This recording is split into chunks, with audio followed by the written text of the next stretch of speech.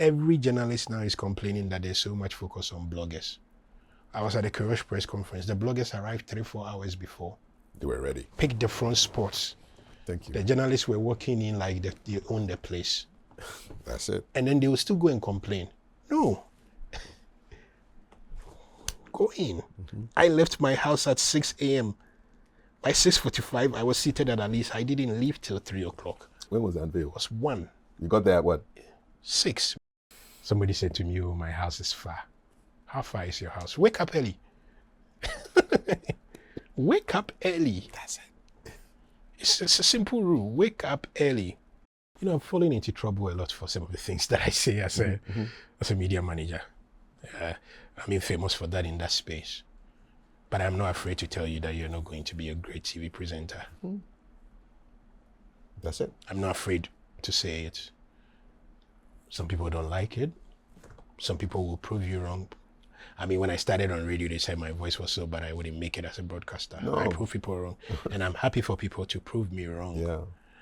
It's all right for people to be ambitious. But your best managers are the ones who will see where your capacity lies very early and not discourage you, but guide you to get there. In media, we mistake the bluntness of advice to mean that we don't want people to get as far as we you hate me. Yeah. That one, if you say it, you go and tell your wife at home. By the work, they will do it. Hello, my name is Kafui Dey. My guest is Michael Oti Adjei, sports journalist and media executive with over 2 decades of experience in sports media across print, radio, television, and digital. A message from our sponsor. Queuing for your favorite wache, we can accept it. If there's one thing that Ghanaians can relate with, it's queuing. Queuing for trotro, we can accept it. We adjust. We survive. In fact, if queuing was an Olympic sport, we would win gold. But one thing we can't accept, it's queuing to swap your MTN SIM. Swap your MTN SIM yourself in minutes. Visit the My MTN app or dial *1333# to get this done ASAP. No more standing, no more sweating, no more who be the last person. Do it yourself. Simply swap it everywhere you go. And now back to the conversation. Mike, good to have you in the seat. Good to be here. Let's kick off with, and we are recording this a day after the introduction of the new Black Stars coach. Yeah. Tell me about that unveiling, what you felt when you heard Carlos Queiroz speak. You know, I've sat through quite a fair bit of them. I've sat through coaches who have come and name dropped because they wanted respect, because there was not enough in their CV and in their background to command the room. So they needed to tell you maybe they were friends with Pele or you know, fiercely have to defend their background and then the people they knew and all that. So the unveilings have always been very dramatic affairs. Or with Otuado, where journalists spent hours and hours debating the Ghana Football Association whether Otto fitted the criteria and questions about whether he's a trainer or he's a scout and all that. This was different because the man who walked into that press conference room, walked in on time. They said 1 o'clock. It started at 1, which is rare this side of the world, but it was a pleasant surprise. But also, it was a man that a lot of the journalists in the room who knew their stuff would have known. Many years ago, he was an assistant to one of the greatest football managers of all time, Sir Alex Ferguson. He coached Real Madrid. He's managed at the World Cup 4 times. He has name recognition. He has a solid reputation. And I think that sort of fed into the answer. So we were a bit cuddly. The journalists were, I think, a bit starstruck because this is easily the highest profile coach that Ghana has hired. And I think he said the right things too. He struck the right tone. He started by telling us that the welcome at the airport and even the crowd that he has seen in the conference room at Alisa was a reflection, he thought, of the strong appetite for football in the country, but also how much all of that revolves around the Black Stars, and made a promise of how to work hard. I think the key thing from my experience is that he wasn't condescending in his answers. So you have said something he didn't quite agree with, he will respond respectfully, but he would also sort of make his point. So, for instance, I asked him about whether he was a defensive coach, and he didn't get worked up. He didn't get into a confrontational attitude. Simply just said in his books, there's nothing like a defensive or an offensive. It just depends on, it's a winning coach, which was a nice way of saying, I do whatever it takes to win. So I thought he acquitted himself well. But look, our people have a saying, talk is cheap. And they say, talk no the cook rice as well. At all. Yeah. So the sweetness of the pudding will be in the eating. Definitely. And he has to get down to work. He has to make this team competitive. He has to ensure that this team plays 2 million times better than it's playing now, because the team is crawling, and he needs to start learning how to work again very quickly. What went wrong under the Oti Adjei comeback? I think there were a lot of things that were wrong. I think the comeback shouldn't have happened in the first place, but it happened because the GFA president really wanted that comeback. He will prove it as justified because Ghana qualified for the World Cup. And I think also that's become one of the problems with us, is that we measure everything in football terms these days in Ghana in terms of World Cup qualification. So our local league is tanking. It's not getting better. We've become pedestrians at the Nations Cup. We get knocked out in the first round.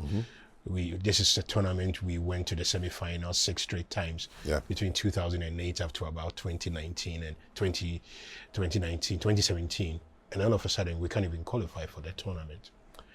So I think that in my mind, and I've always had fierce arguments with people within the administration about this, I didn't think that Oti Adjei understood the magnitude of leading Ghana. He would disagree, but I thought he never understood it.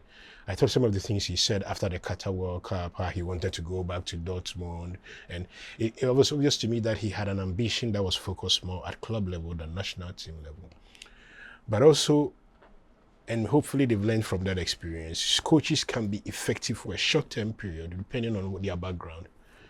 But we handed the biggest job in Ghana football to a man who had not managed single-handedly himself before. So before Oti Adjei became Ghana coach, and his first major experience being the guy who is the boss, he'd worked as assistants in various capacities, whether at Norgeland, whether Right to Dream projects in Denmark, whether as at Dortmund, where he was part of a really big technical staff. He's an efficient scout, he's everything. And yet we handed him the responsibility of, and then we went to the World Cup, and I think everything that happened there should have informed it so that he never came back. And I thought that's where we sort of dropped the ball. So in my mind, he should never have come back.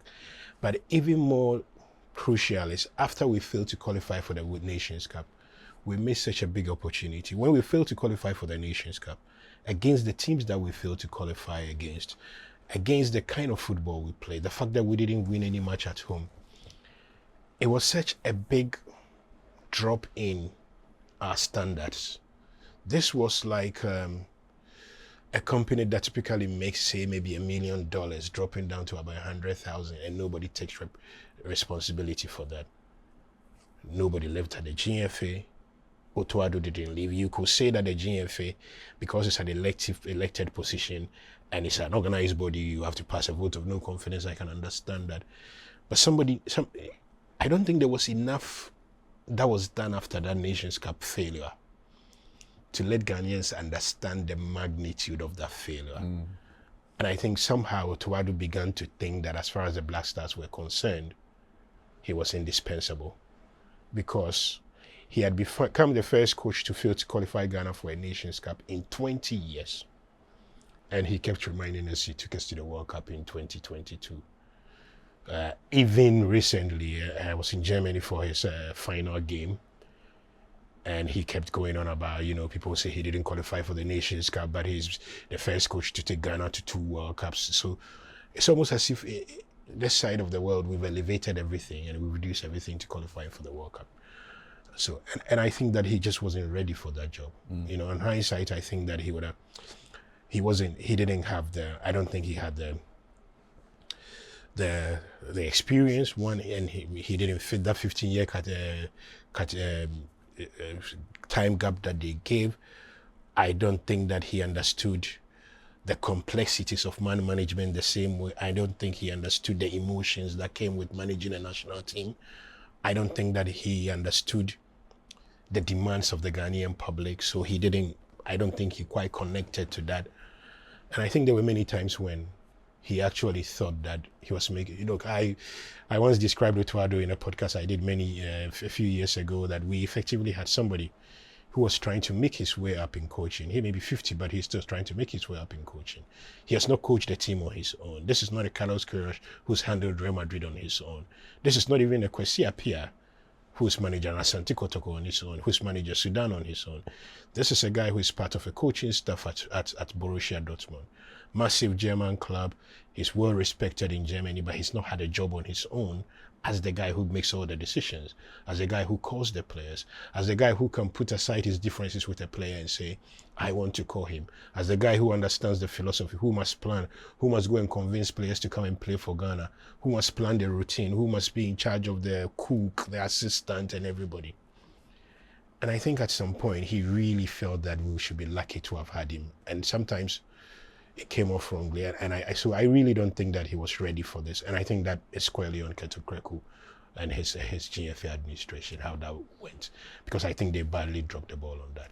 Did they drop the ball the first time he was employed? The first time was it was mainly a stopgap thing. You remember that I think we had gone to the Nations Cup. He was an assistant too. So there were a lot of things with Oti Adjei that on hindsight, it's like you're in a bad relationship and you can see the red flags, but you're so obsessed with the other person that you ignore them. So when we appointed Milovan Rayevat for his return, and Rayevat took Ghana to the World Cup quarterfinal in 2010, so there was a big appetite. I was one of those who said, just hand him that job. It didn't work well. But it struck me at the time, our assistant coach then was working at Borussia Dortmund. And because that job is so important, and here I'm just being plain sarcastic, he couldn't come to sit on the bench during the Nations Cup. For the first time, so we went to the Nations Cup and our assistant coach was not there.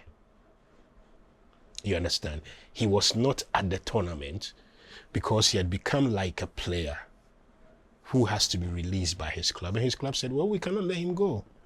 Remember, assistant coaches are not covered by those principles. They are not covered by the sacrosanct FIFA principle of you release a player 14 days to a major tournament, and if you refuse to release that player, we will sanction you, we will fine you. That player will not be allowed to play for you during that period. So we went to that Nations Cup, I think it was in 2021, and the guy who was supposed to be our assistant had a deal with Dortmund that didn't allow him. I personally thought that was the first sign of his lack of understanding about how important this job was. And I thought it was a key reason why you should never hand him anything. Should GFA have put their foot down? They should have. Or should they have made a guy who is an assistant at another club, an assistant with the national team in that regard, knowing the complexities of it? If that guy cannot come to the biggest football tournament you're playing, the Nations Cup, what's he doing around you? Does he understand how does a guy like that convince another player to be committed to the national team? So he will walk into a room and say all the nice things and everything, and the players are going to sit there and wonder.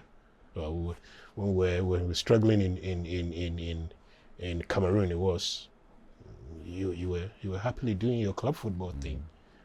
There was a direct discord between the deeds and the words, and for me it was not good thinking. So that's why, but they wanted somebody who knew the team. It was a one-off game. We're playing a playoff against Nigeria, 1-2, and with coaching you can come in, and we had to do. There were things we could do. We had to do against Nigeria that he did very efficiently. You've got to give him absolute credit for that. In the first game, 0-0 in Kumasi, and Otto knows how to set up teams and frustrate you. Then in the next game, 1-1. That's how we qualify for the Nations Cup. So that began a trend. In Oti Adjei's era, we draw games, we're okay. But the two draws against Nigeria were so huge, it came with such a massive prize. Yeah. So everybody then got too excited. We went to the World Cup.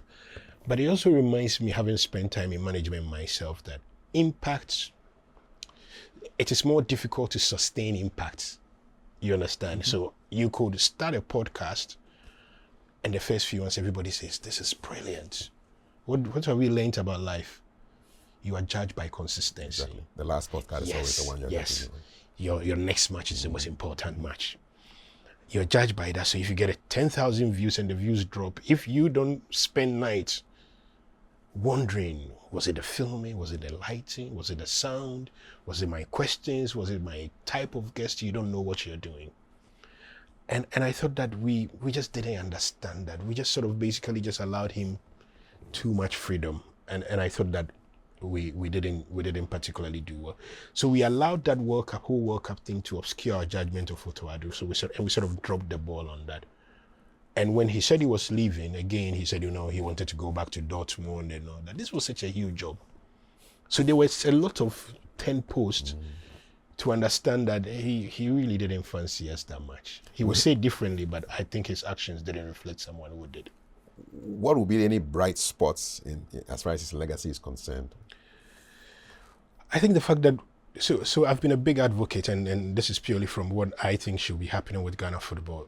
When you look around the continent, in Ivory Coast is MS5, Ivorian, born in Paris, played for them, so he's come back home, he's leading that. Aliou Cisse did that brilliantly with Senegal. They won the Nations Cup, and then they won the Nations Cup again with another of those players. I think the latest one was I think grew up in France, but he's an ex-player. We were always going to come to a point where Africa was going to stop relying on third-hand, fourth-hand, fifth-hand European coaches who came here to come and take jobs at national team level for a very simple reason.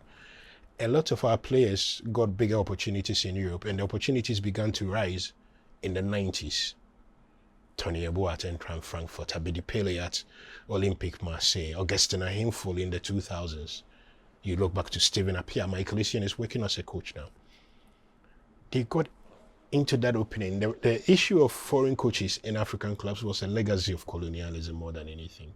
Plus, they introduced the sport here, so they understood it more. We had a lot of cooperation with Germans. We had the famous Carlos Alberto Pereira, who won the World Cup with Brazil, come in and coach Ghana at some point off the back of these government arrangements and all that.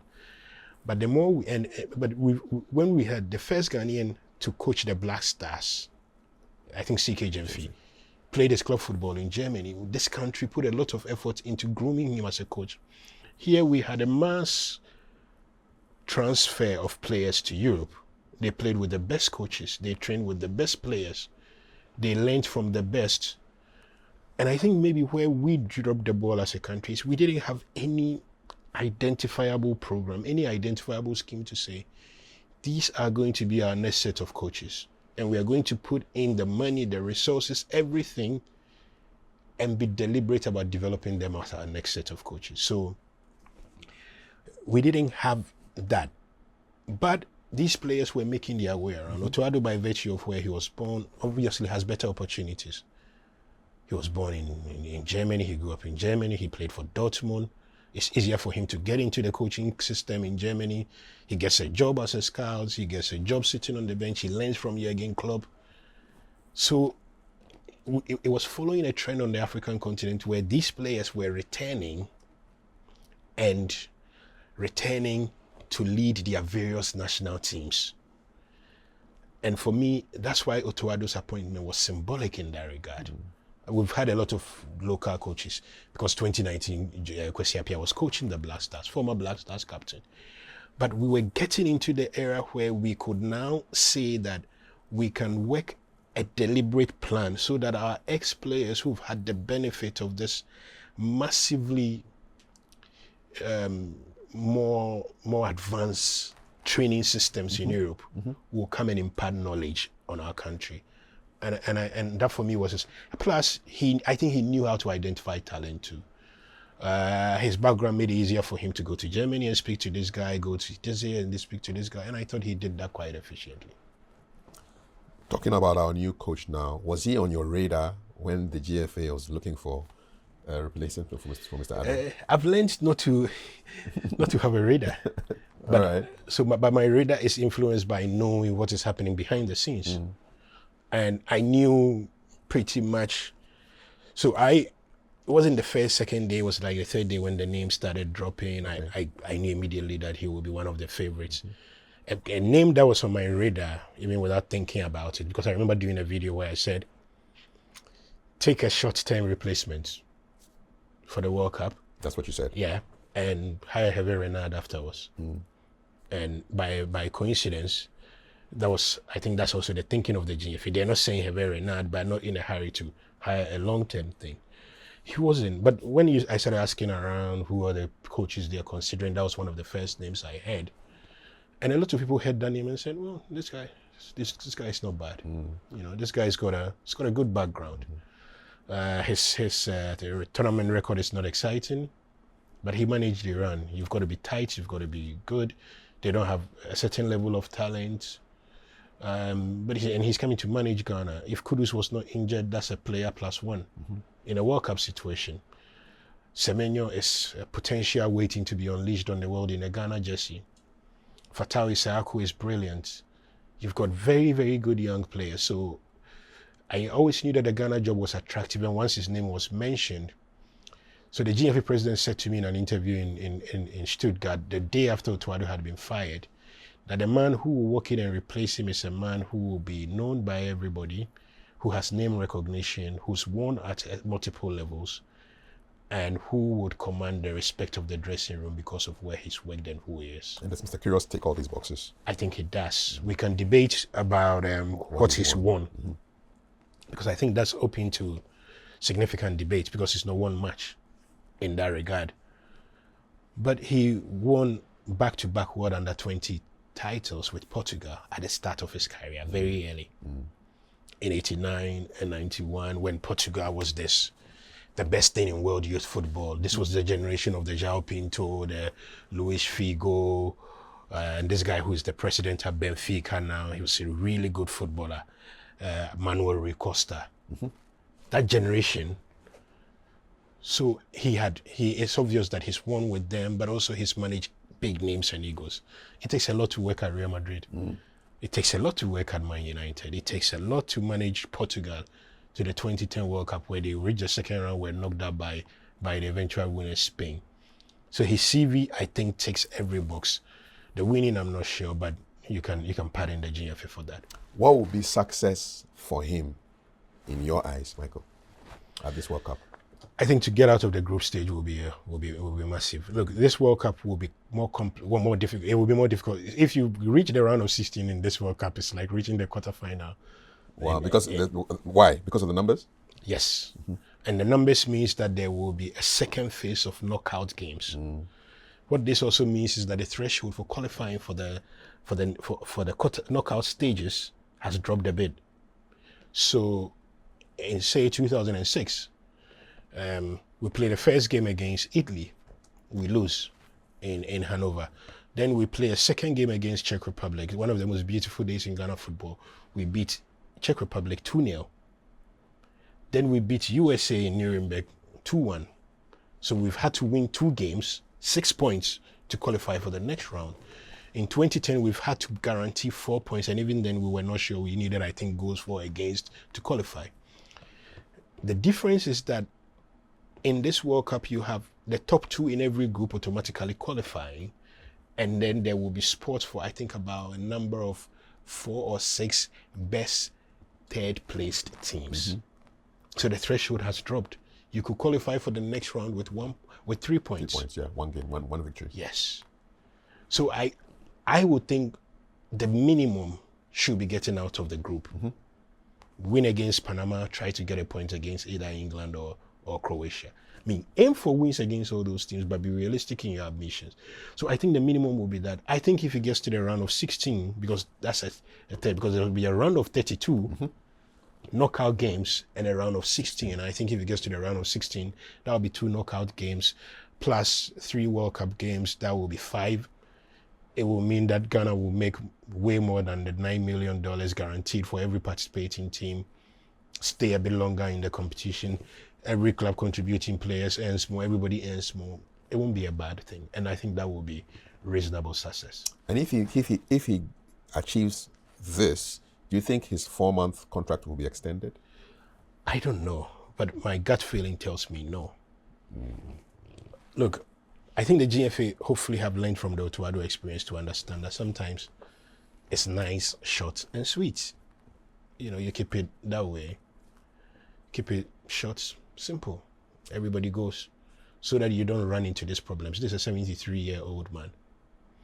At what point do the cracks begin to emerge and that sort of thing? I'm not in no way downplaying him. I just think that after the World Cup, we need to become obsessed about regaining our respect and reputation in football. We can't do that with just the World Cup. We can do that with showing up at the Nations Cup and being a competitive force. We can do that by winning a Nations Cup title, and nobody should tell me we don't have the players to do it. When Ivory Coast won the Nations Cup, their players on a one-on-one basis were no better than the Ghanaian players. They had better structure, they were better managed, they were better coached and everything. Even Senegal, and I would dare anybody to a debate on this, they have a Sadio Mane who is a leader. Their goalkeeper plays in Saudi Arabia. Their central defensive midfielder who scored the winning goal against Morocco plays with Thomas Partey at Villarreal. Their left back is at West Ham. Do we have players all parading at these levels? We do. But when you see Senegalese players, their energy, their passion, their understanding of wearing that jersey, their capacity to amalgamate local-born talents with this big diaspora community in France, in Germany, in Switzerland, they seem to have a clear idea of where they want to go. They made the Nations Cup a top priority. They worked towards it, and they've achieved that. And I think it's very possible for us to do that. We're recording this 54 days from our first game in the World Cup. How are you preparing for the coverage of this year's World Cup? The World Cup is World Cup for me. I love that competition. So yeah, I will be quite heavy on it. I wanted to get back into the content game heavily, and there's no better opportunity than the World Cup. So I will be quite heavy on it. I would make sure that Media General has the best coverage of any media group, whether on TV3, whether on Unia TV, whether on 3FM, whether on Unia FM, Akuma FM in Kumasi, Connect, in Takrady. We will be quite intense on it. We will be heavy on it on social media. It's always, everybody will be, but we'll make sure that we do it and do it very well. We'll cover it very well, and I personally will cover it very well. I will do short videos, analysis of things that's happened. Hopefully we'll be on the ground in USA, in Canada, in Mexico, where required, provide breakdowns of the games and everything. I tell journalists something very simple. If you're a content person and you don't get excited about the World Cup, you cover football, even outside football, outside sports, and you don't get excited about the World Cup, there's a problem with your drive, your passion, your enthusiasm. And all these qualities are a sign of a good professional. So I'm looking forward to it. I am really looking forward to it, and I hope that it will be good. Look, World Cup changes careers. It's not just for players. I personally think my career took a major lift off the back of covering the Black Stars, but also off the back of the first World Cup. I had done a number of major world events before the 2006 World Cup, but with every Ghana World Cup appearance, that reputation in the international media space went up a bit more. The following on social media became more. People respected you more. So, for me, it's really an important platform, and I will treat it as such during the competition. Take us back to your first World Cup and how you covered it. What your emotions were like for Germany. It was very emotional. I have to be honest with you. I said to then Dr. Kofi Amwa, Citizen Kofi, before the qualifiers, I said, Doc, you have to take us to the World Cup. You have to. He was, I think, vice president of the Ghana Football Association. I said, as Ghanaian journalists, we've had to watch this thing on TV for too long. We must be on ground. I didn't have accreditation. I didn't even know how it worked, and I didn't care. And I had covered, before the Football World Cup, I had covered the World Athletics Championships in 2003 in Paris, Usain Bolt's first major competition. And I was blown away by the competition, the quality, everything. I said, I want to be at major international events. Look, I arrived in Germany. I think I arrived in Hamburg, bumped into a Ghanaian first thing, got on a train, went to this town called Wolfsburg, which was where the Black Stars were staying. Found a nice cheap hotel across the street from where the team was. It sort of set the tone for the way I always cover the Black Stars. Be close to the team. You can pay for the hotel. You don't have that much money, but choose somewhere nice, walking distance. Never take your eye off the hotel. And I loved it. I had a tear in my eye during the national anthem against Italy in Hanover because I was so happy. I was so relieved.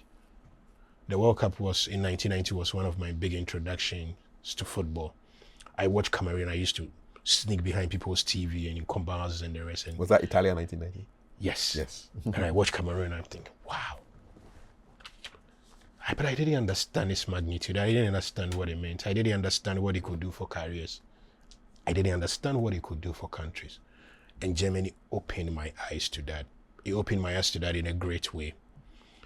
Were you in the stadium for the first game? Yeah, I watched every game. I had so where the Black Stars were staying to Hanover was about, I think we did a 6-hour train journey. It was far. We had tickets, so I didn't have accreditation. Kafui Dey did. And then, we all of us went into the stadium. Afterwards, we brought ourselves together as journalists, and then we would always rent a car, and then we met this magnificent Ghanaian, Paul, in Germany, and then another Ghanaian lady who would cook for us. Paul would then be the one who has a German driver's license, knew his way around. So for the next games against against Czech Republic in Cologne, USA in Nuremberg, and then Brazil in Dortmund, we would rent a car, we'll pool our resources together, rent a van, and Paul would drive us to the games, which was really nice. But I was in the stadium for that first game. I had a tear in my eye during the national anthem. Everybody was emotional. It was one of the best experiences I've had. And I think it didn't matter that we lost. A lot of people left that stadium with an immense sense of pride that finally the Ghana anthem had been played on the biggest stage. And for me, it's I had covered the Black Stars at the 2002 Nations Cup. In Mali, scrambled my way there, not enough money in my pocket. Germany was literally the same. But at least in Germany, I could do freelance work for the BBC. I did freelance work for Joy FM. I was sending a lot of reports to Africa Sports, and it was beautiful. One of my best professional experiences. We watch the game as spectators, so we are watching. But as somebody who is working, tell me how you prepare for the first game. When the game is going on, what are you doing? How are you putting your reports together? My habits that I have developed over the years, and sometimes it's not made me the most popular person in the press park sometimes. And I started this quite early. So from GIJ, we walk down the road to the stadium through Parliament House and all that. When I started working with Kafui Dey, I was pretty lucky. There were milestone events to sort of prepare you for that. I started covering Black Stars games very early. I always knew what to do. So if we were covering a Black Stars game for Africa Sports, it meant that we worked on the newspaper, but we need to leave at least 2 pages for the match report and everything for the Monday morning. So I'm watching a game that's closing at 5, but I need to write a match report. That has to be done. In those days, it's not like now where you have laptops and the printing is effortless. You still have to go back, write it out. Sometimes even write it out on a paper and somebody will type it, and then it has to go to offset. They have to take it, go and get a film before they take it to press. So the process was tight. So I will go to the stadium. My notepad is non-negotiable. My pen is non-negotiable. I always have that. And I have a golden rule of not chit-chatting when I'm watching a football match. It's distraction. Yeah. And a lot of journalists didn't understand that. They thought that you were snobbish and all that. Well, what are they asking you when you're watching the game? So my golden rule has always been that in a stadium, I am like a lawyer preparing for his case, or in court, or a surgeon who is doing his work. You need absolute concentration. Yeah. So I will be taking notes of the key events. I'll be watching the crowd. I will watch the coach a bit, especially if the going is tough. I want to see the signs. I will pick on 1 or 2 players. Like in 2010, I went to watch Messi as a fan in South Johannesburg, and I spent like literally the whole game with my eye fixated on him. That's how I watch football. I pick on 1 or 2 things. Then I'll take the notes. At halftime, my practice is I will write a halftime summary. 3, 4, 5 paragraphs. If something significant has happened, then I'll continue taking the notes. By 75th minute, I need to start thinking of my intro. If the team is leading 3-0, I know that I can comfortably write an intro and say, Ghana is one step away from qualifying for the XYZ World Cup after a big win over Sierra Leone at the Accra Sports Stadium. XYZ was the hero of the day because he scored. So I sort of prepare my mind. I start writing before the game is done. Yes, it's a golden rule because I have a time scale in my mind. 5-10 minutes after the match, my report should be ready. And this became exasperated when I started working for the BBC. You need to write a report for the website. You need to get ready for Fast Track. You need to get a report into Focus on Africa Sports. The system has no time for your emotions and your chit-chatting with your friends and all that. So I always prepared that. And in the era of laptops and phones, I became even faster. So I have my phone, I'm typing furiously on it. Match is done, I've finished. By the time I go down to go and get interviews and the rest, I've sent my match reports. And where are the chit-chatters? I don't know. But I think it was also because at the start of radio, people were not really interested in. I was a proper newspaper person. Yeah, you started. Yeah. So it was important for me to be happy with that. Every time we do a journalism gathering, I tell them, I say, look, you've got to be tuned on in the press box. So that's my routine. If I'm working on a game, take a pen and paper, note down the key points. By 75th minute, put down all the trends. These days I don't write match reports again, but I'm watching the Champions League. I will do a short video afterwards and I will go through the same routine. And if I'm watching on TV, commentary is non-negotiable for me because I see trends, I see context. You will listen to the commentary? Yes, okay. It's very important for but me. in the stadium, would you listen to something? No. In the stadium, I would have gone prepared. So like Ghana is playing Italy. I know how many times Ghana has played Italy. I know the history of the players, the background of the players and everything. And I have like a notepad with all those things noted in so that when I start writing my reports, there was a time when I would rely on my bank of, I don't know how to express it. It's this thing you called your organization. So we call something organizational knowledge or something. Your understanding of the space. But mostly I learned that from following the best people. As a journalist, you must prepare. You must prepare to go to the stadium. These days, it's changed. So typically, to give you an idea, when I was in Germany to cover the Black Stars game against Germany. This year? Yeah. I checked the weather so that it informs how I dress. Yes. Yeah. Have you been surprised by the weather before? Yes, a lot of times. Give me your most memorable surprise. It was in Brentford. Okay. Ghana, Nigeria, yeah. I think it was about 2011. Local man, I want to, put on a shirt and a quick jacket. But it was cold. It was very, very cold. Teeth chattering cold? Yeah, it was about 2-3 degrees. No. Yeah. And I was like literally shaking throughout the period. I've had a lot of stress with cold. I love air conditioners. And I prefer the cold weather to the hot one. Yeah. But the day we lost to Uruguay, for instance, it was made even more unbearable. So you see me in all my pictures on Facebook, and I'm wearing multiple clothes because I think that game against Uruguay the temperatures were 2 degrees that day. And then we lost 2. Yes. So it made it even worse. And the World Cup is done in such a way that there's always a lot of walking you have to do during the World Cup. The stadiums, they move, cars, unless you are like a really high-end VVIP and the teams and the rest, or you always, even journalists, you have to walk 2-3 kilometers. So you can imagine the cold, and I'm not a big socks person. But these days everything has changed. I will check the temperature. I will take appropriate clothing. In Accra, I'm not really. I barely go to the stadium in Accra because I have teams that I will send out. These days, I make sure that I pack a tripod. I don't know why I pack a laptop these days. It's become. I don't know what will happen. Maybe my phone becomes unreliable to send the videos. Then I can. Yes, but I will charge my phone 2,000,001 times. I will take a charger. I will take a tripod. If I get the chance to go to the press box before the game, a day before the game, I will figure out the best spot to sit in order to see everything. And these things are non-negotiable for me.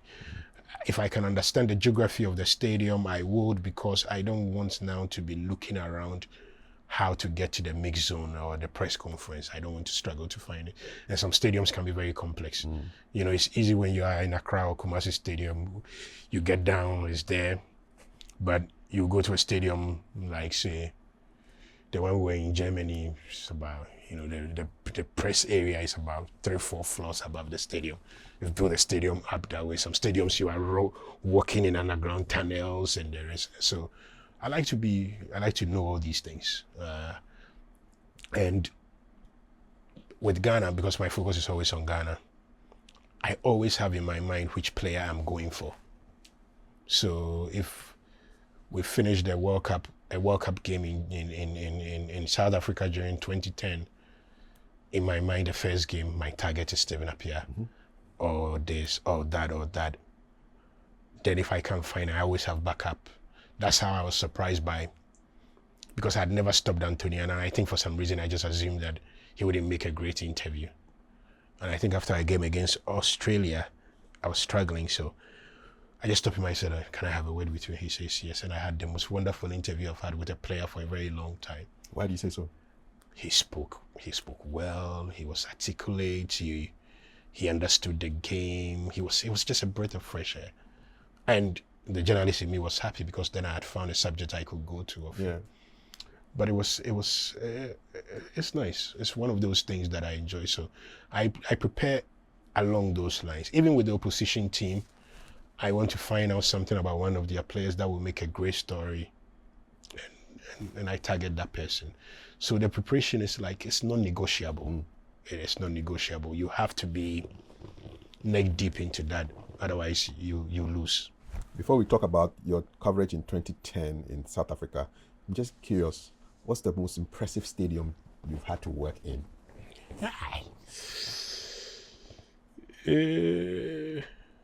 The most impressive, Wembley in England.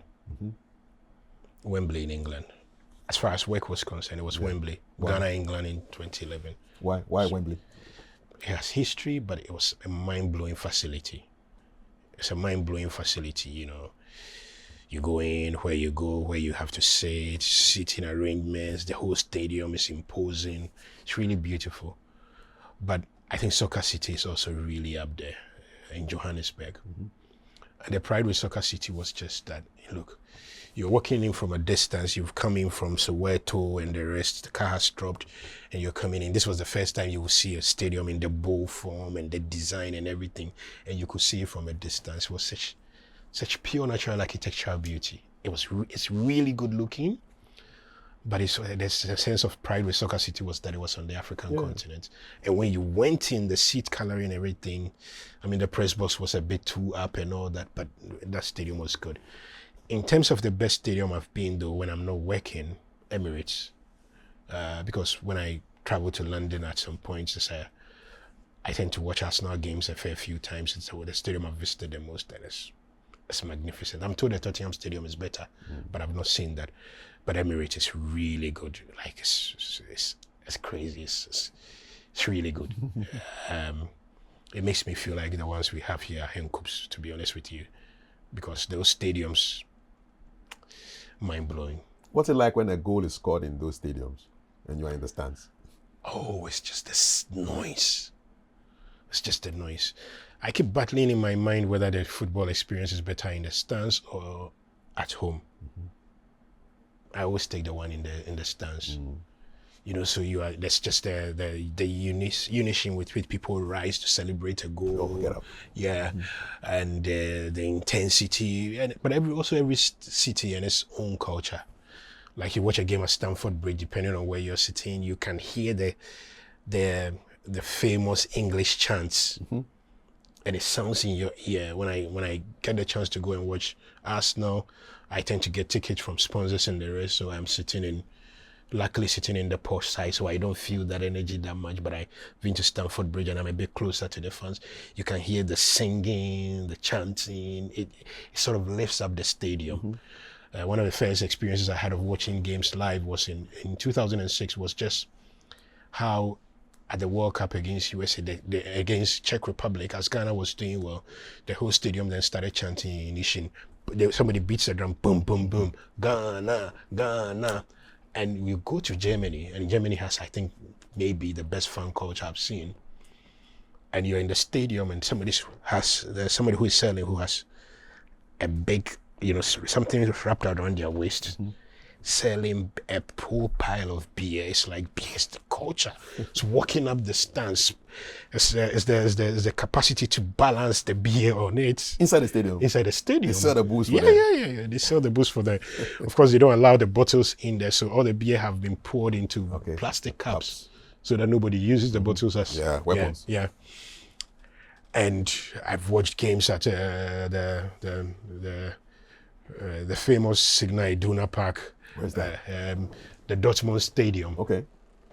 It's famous for its yellow wall. In Germany, they have this rule, unlike England, where no standing is allowed in the stadiums. In Germany, they have a rule where you can apportion part of the stadium to standing fans. Okay.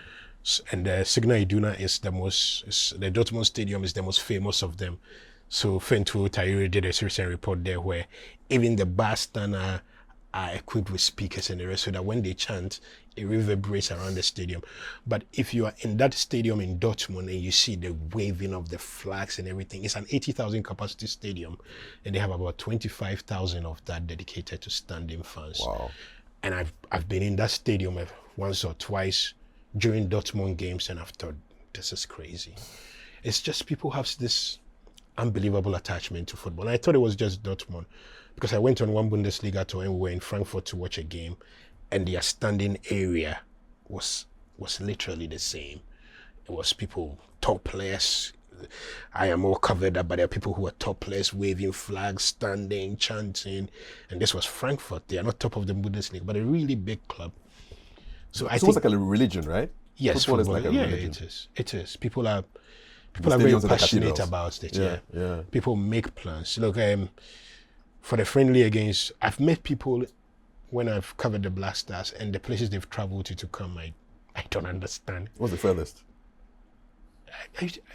People, it's just that people for me, it's not the distance, it's the financial commitment. They spend yes, to come. People spend. I mean, Germany is not far from Czech Republic, but there were people who had sought time off and the rest. I met a gentleman in Stuttgart who had driven 6 hours in from Berlin, 6 hours back with his son. He still had to go back to work the following day. Okay. That's immense commitment. Good time. During the first World Cup, there were people who were driving in from there. Even for this Germany friendly, I know 2 or 3 people who drove in from London to come and watch the game and drove back. What are you looking for? That's why I get so upset when the players feel like playing for the Black Stars is like a given. It's not. People are spending a lot of money, losing sleep and all that. Football is a religion, and footballers sometimes, I think, are the luckiest beneficiaries of that. Let's talk about 2010, your coverage. Who did you cover the World Cup for in 2010 South Africa? So 2010, I was part of because it was coming to the continent for the world first time, everything around it changed. FIFA brought commentators to come and train us here in Accra. The BBC had a contract to run commentary on Royal Service, and they needed part of the insistence from FIFA was that a lot of the voices needed to be African voices. I'd been working for the BBC for 7 years at the time, because I got in around May 2003 on freelance contracts and different arrangements and all that. But I, myself, Ibrahim Sani, Komla Dumo were part of this big team, and we were working for the World Service Radio. I was part of this commentary team.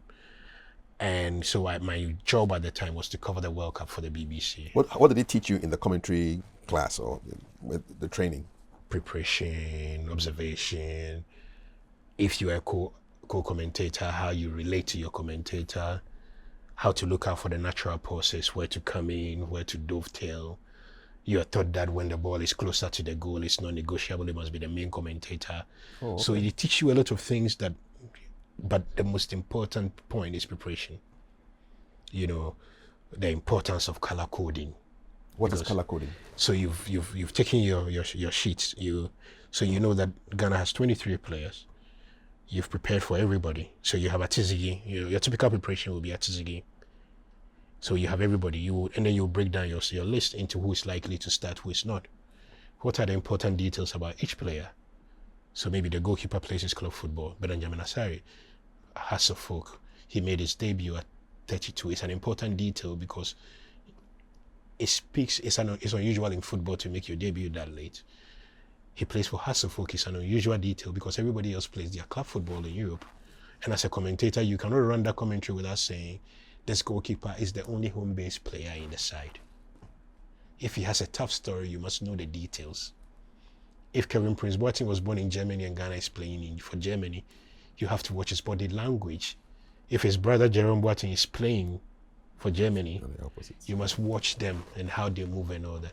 So that preparation you've done on your board, the color coding is simply to be able to indicate every player by the color or every important detail. I've observed people like Mike Costello and John Bennett prepare for these things and they put stickers on them. So like they've done all their notes here and there's a sticker. This color represents this player, or it represents this information, or it represents the midfield and the rest.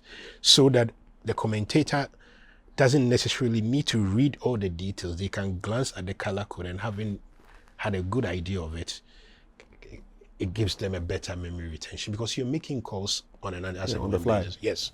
The ones that I respect the most are the 100-meter commentators or the athletics commentators, and it's crazy. Sometimes I say this and Ghanaian journalists don't understand me. I think exposure is a wonderful thing. And sometimes I genuinely feel that I've been a beneficiary of very early opportunities. Mm-hmm. I learned things that journalism school didn't teach me. And I loved journalism school. It's the best thing I did for myself was to enroll in journalism school very early as a teenager. Straight out of Pope John, I went to GIJ. I loved the profession. I went into it because that's what I wanted to do.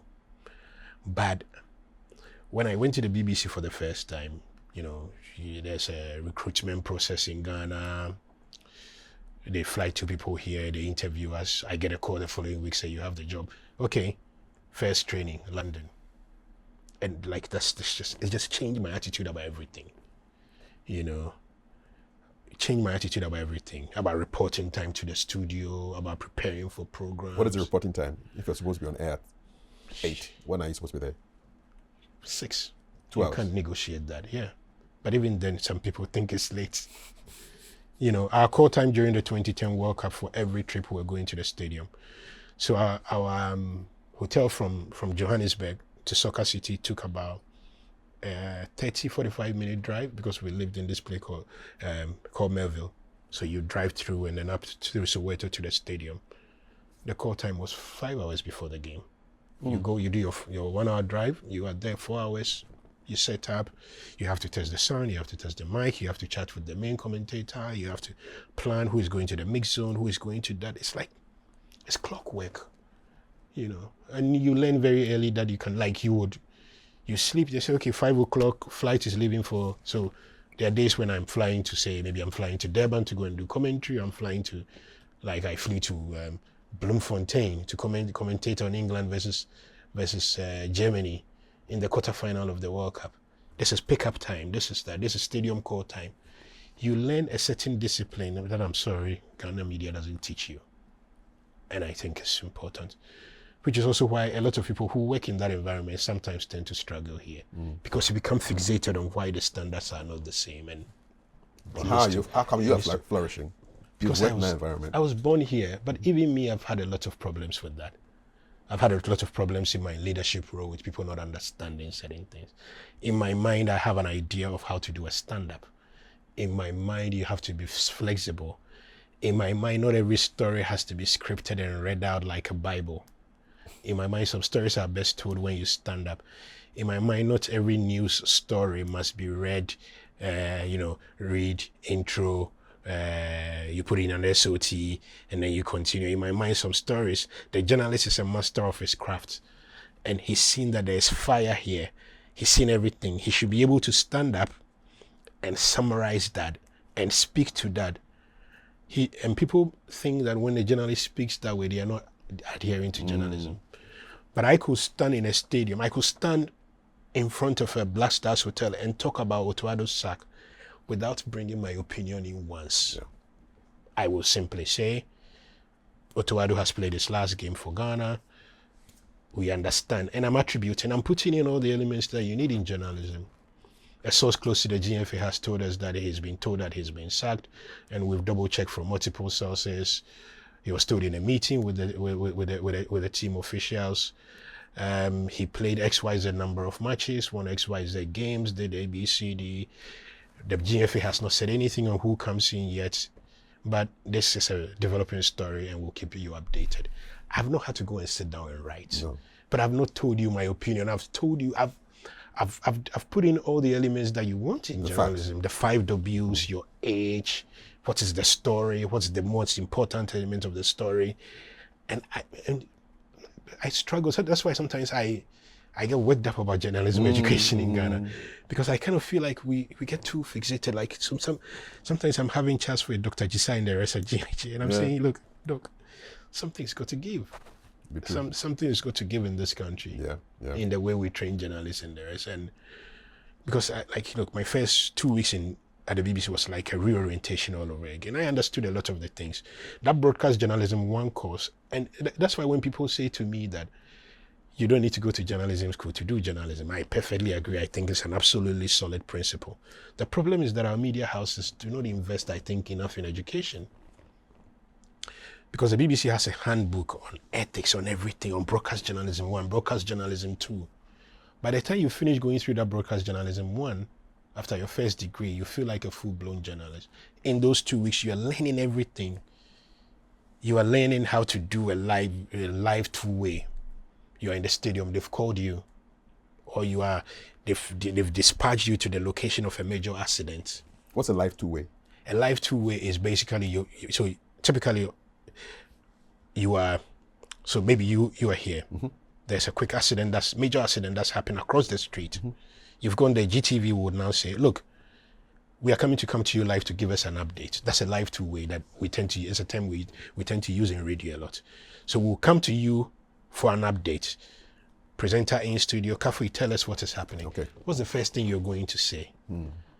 I listen to radio in Ghana sometimes, and people are skirting around the subject. I know in football, the most important thing when I go to the Kumasi Stadium, when I was covering, during the days of Fast Track, the producer has called you well in advance to say, we'll come to you, and the first question is, what is happening in the stadium? That question means, tell us the score. You don't need to say that. Exactly. So what's happening? It's 2-1. Farah is goalless here at the Baba Yara Sports Stadium. The game has been a bit dull, but and if there's been even many major incidents you go through, but Ghana down by 1 man because ABCD was shown a yellow card, or who has gone closest and all that. You've wrapped it up nice, 30 seconds. He will ask you again based on the way the game has gone. How do you think it will end? He's asking you to use your professional judgment, not to go on and on about your opinion.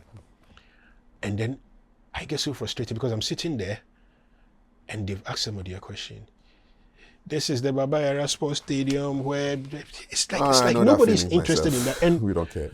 And I was thinking about it the other day, and it's incredible how the need to grab attention from the very beginning has translated through every form of media.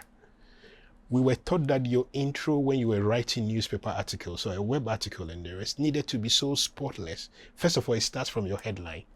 That's why English newspapers employ headline writers. Specialists. Yes. Your opening line must be so powerful that I want to read on. In radio, it has to be the same unless you're writing a feature. Even when you're writing a feature, it must be colorful enough. It must be descriptive enough. Whatever style. Whether you want to use the inverted pyramid or you want to use the story format to start your thing, it must grab somebody's attention. And what did we get to in the social media era? The 3-second, 5-second rule of TikTok videos, of Instagram videos, of Reels and the rest. That's it. So these are time-tested principles, and it worries me that sometimes we don't know idea to that. It's like we invented time, so we take our time. Yes. Property, we are very happy people. What was it like in South Africa working with Komla Dumont and Ibrahim Sani? So Komla was on the BBC, he was on the TV team, so they were going around doing all the social stories around it. We met once or twice for lunch, but it was not a team that we worked with together. But he was a really lovely person, and his personality meant that if you're a Ghanaian in the team, you had a lot more respect. So he was always like a bit like the life of the gatherings and all. Sunny have worked with very, very long. Me and Sunny have a long working relationship. We understand each other. Our rooms were next door to each other. But we're never on the same game at the same time. So sometimes he's doing this game, I'm doing that game. Sometimes he's off to Cape Town, I'm off here, and then we'll come and we'll do that together. But there were days when we say, look, and the Black Stars were, I think it was in Sun City, about 2.5 hours from Johannesburg. We'll drive there together and all that. It was good. It's always good. It's in those organizations, it's good to have your countrymen in and around there, especially when you are working you're not working on a retainer. You're working on a story per story basis. Would your story be accepted? If your story is accepted, it means you make money. It's important to have people who trust you. First, of course, it's the quality of your work that gets you there. But Sunny's been a good friend for a very, very long time. A real pioneer in his own right. Indeed. He started doing websites before anybody could. Exactly. He has passion and enthusiasm beyond that. He's about multiple websites. He always knows what to do and all that. Our relationship was tested in the Nyantichi era, but it happens. He was defending a cause. I was doing journalism, but we've moved past that and we still remain really close friends. We'll touch on that in a short while, but I'm just wondering, the infamous Ghana-Uruguay game, where were you when that ball didn't enter the net? I didn't work that day. I was in the stadium. I sat in the upper tier of Soccer City, and I think I was sitting with a lawyer Monday and a few of the guys there, and everybody was celebrating, but I was a bit nervous. You're celebrating because we won a penalty. Yes, and I could tell the players were celebrating. The journalists around me were celebrating, and so I was so nervous that I didn't watch the penalty. So I turned my back, a bit like the players do sometimes, because I knew that I could tell from the crowd reaction. It's natural. So I didn't watch. And when I saw the ooh that I heard in the stadium, I knew immediately that we had missed. I had a really bad feeling about it. I had a bad feeling based on the pumping of face, the celebration before the penalty. And I didn't think that people were calm enough in that situation. And I'm a firm believer in, if you're not calm, you make very bad decisions naturally. And I think that then we had to, and then by the time I got down to the mixed zone, I don't know how I didn't cry that day in the stadium, to be honest with you. I think I told myself in 2008 I'll never cry again. And I didn't cry, but I had my friend Frank Simon and a friend journalist, one of my friends who got me onto that Ballon d'Or podium panel. I saw him in the mix zone. He was in tears. A French journalist. Yeah. Who covers African football extensively. People were really sad. There were people in the stadium who were in tears and all that. And that day I respected a lot of those Ghanaian players. Look, they came through the mix zone in tears, but some of them still stopped. My respect for John went through the roof. I know the conversations about should he have taken the penalty or not. I think it's absolute nonsense. I've said, and I will always repeat that. John's penalty had helped us beat and secured Africa's first win at that World Cup against Serbia in Pretoria. John's penalty had secured us a draw against Australia. In the group stage, Ghana scored 2 goals. Both goals were scored by John from the penalty spot. His conversion rate before that penalty against Uruguay was 100%. Show me any reasonable coach who would have said in that moment, don't take it. I mean, I don't know. To be honest with you, I don't know. And I think that he was right to take it. So it was just sad. And the following morning I had a number of interviews set up. I cancelled them. I couldn't get up to go to SABC that morning, because we had also gone to bed around 1, 2 a.m. I mean, if you had won, the energy would lift you. Of course, you go to work with full energy. My job at the following morning, I got a call from the BBC, try and get us an interview with John. I dress up by 9, pull on my shirt, everything. We had a number of programs to take care of, Saturday Sports World, everything. The brief was to get an interview with the Ghana officials or any player. So I booked a car, went over to the hotel in downtown Johannesburg. It was called Bramfontein, I think. And a Protea there. I went into the lobby. John Pencil came down. You could still see that he had been teary. John came out. And I sat down. And I really respect that boy. How he dealt with that, I don't know. But he said, well, life goes on. That's what he truthfully, life goes on, yeah. He said he had not slept the whole night. It was one of his worst things. But really, what can you do? You can't do much. And he's lived with that. And I admire him for that. Because it was really tough. It was just I think for me, it was just how close you come to history. Yeah. You know, how close you come to history. Because the game would have ended after that penalty. Straight. The game was going to end. No doubt. And we would have gone on a flight to Cape Town to play Netherlands. It was such a big deal. It was such a big deal.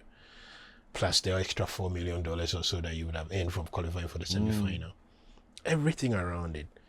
The boom to the local economy, the boom to the people who were selling, the party in Accra. It was everything. Even us as journalists, the commissions I would have gotten. Charlie. Yeah. So it was a big deal. I was reading something yesterday, and they said if it was in the VAR age, that handball would have been classified a goal. Not necessarily. Did it cross the line? So that World Cup led to a lot of changes, but it was not the Ghana game. It was I commentated on the England-Germany game. And Frank Lampard hit a shot that came off the bar. Yes. But that led to significant agitation for goal line technology.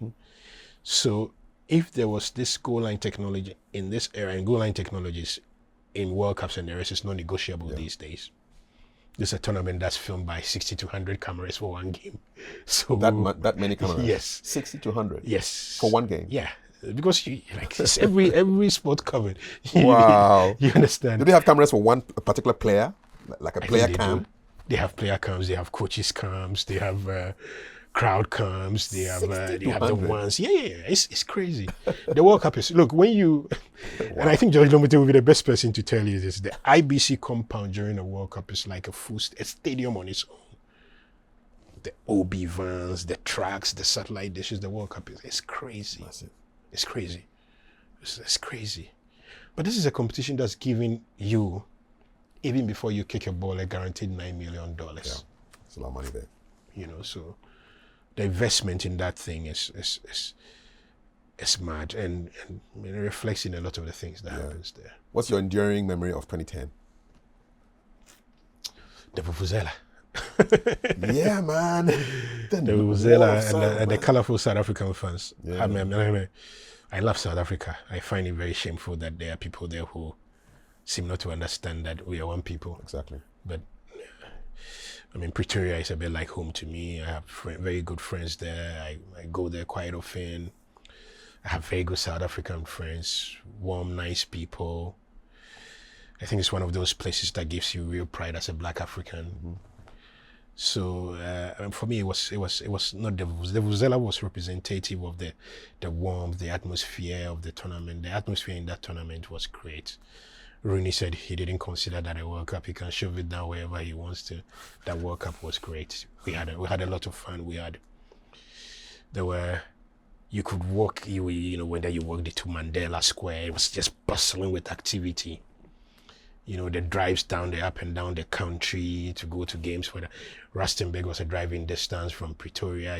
From Johannesburg, you could drive to Pretoria for a game at the Loftus Vests field. You could drive down to Polokwane, to Durban if you wanted to take a long ride, or to Nelspruit, about 4 hours on the highway. It was a good tournament, and I loved it. But I loved it even more. For me, that was when I thought Ghana football said, look, you've got to take it serious. And it pains me that we didn't build on that. I'm just curious, have you ever interviewed Luis Suarez? No, never. What would you ask him if you got the chance? I will ask him do you consider the pain that we went through? But of course, if Suarez if I was Uruguayan, I absolutely love Suarez. Of course. He took one for the country. Literally. Yes. And I mean, I got into a fight with Francis Duku at the time. I remember on Twitter X about it because I was so emotional and worked up. But when I thought about it, it's the equivalent of a player hacking down. So say, you remember Ghana, Nigeria here? And I think a Nigerian player was through on goal. And John Mensah just clattered him down. He took a red card. Yep. But it prevented Nigeria from scoring. That's it. He took one for the team. Big time. And we love John Mensah for that. I think of Suarez in the same way. You're going to love him. Yeah. He allows that ball to enter the net, goal. He blocks it with his hand, takes a red card, penalty. He reduces the probability of a goal by 50%. Yeah. Gives the goalie a chance. Yes. The goalie didn't even have to make a save. Yeah. The ball went. And his gamble worked. So What annoyed me, and I think annoyed a lot of people, was his jubilation when he was happy. Someone missed the penalty, man. All of you were sad. The glee on his face Of was so course. annoying. That's what he had worked towards to get there. His calculation worked. Yeah.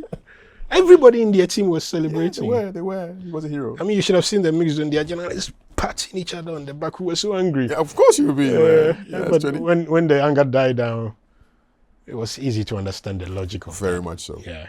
Fast forward to 2014. You covered that as well. Yes, I did. Is that the Brazil fiasco? Yeah, it was very crazy. The money in the plane? Yeah. that one was unusual. The whole Brazil tournament but it was very good, eh? What was Brazil like? It was like being in Accra. For real? Yeah.